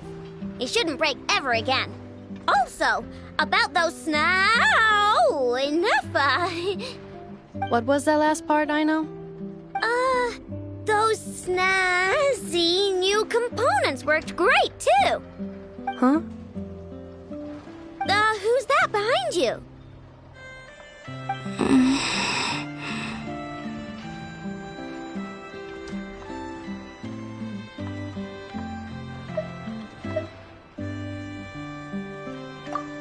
She kinda looks familiar. Have I seen her before? Whatever. The most important thing is, I hid those snacks Paimon gave me. That's right. Also, she wanted you to have these components as thanks for fixing the lyre, Aino. Ooh, let me see. Wow! These are rare and so old.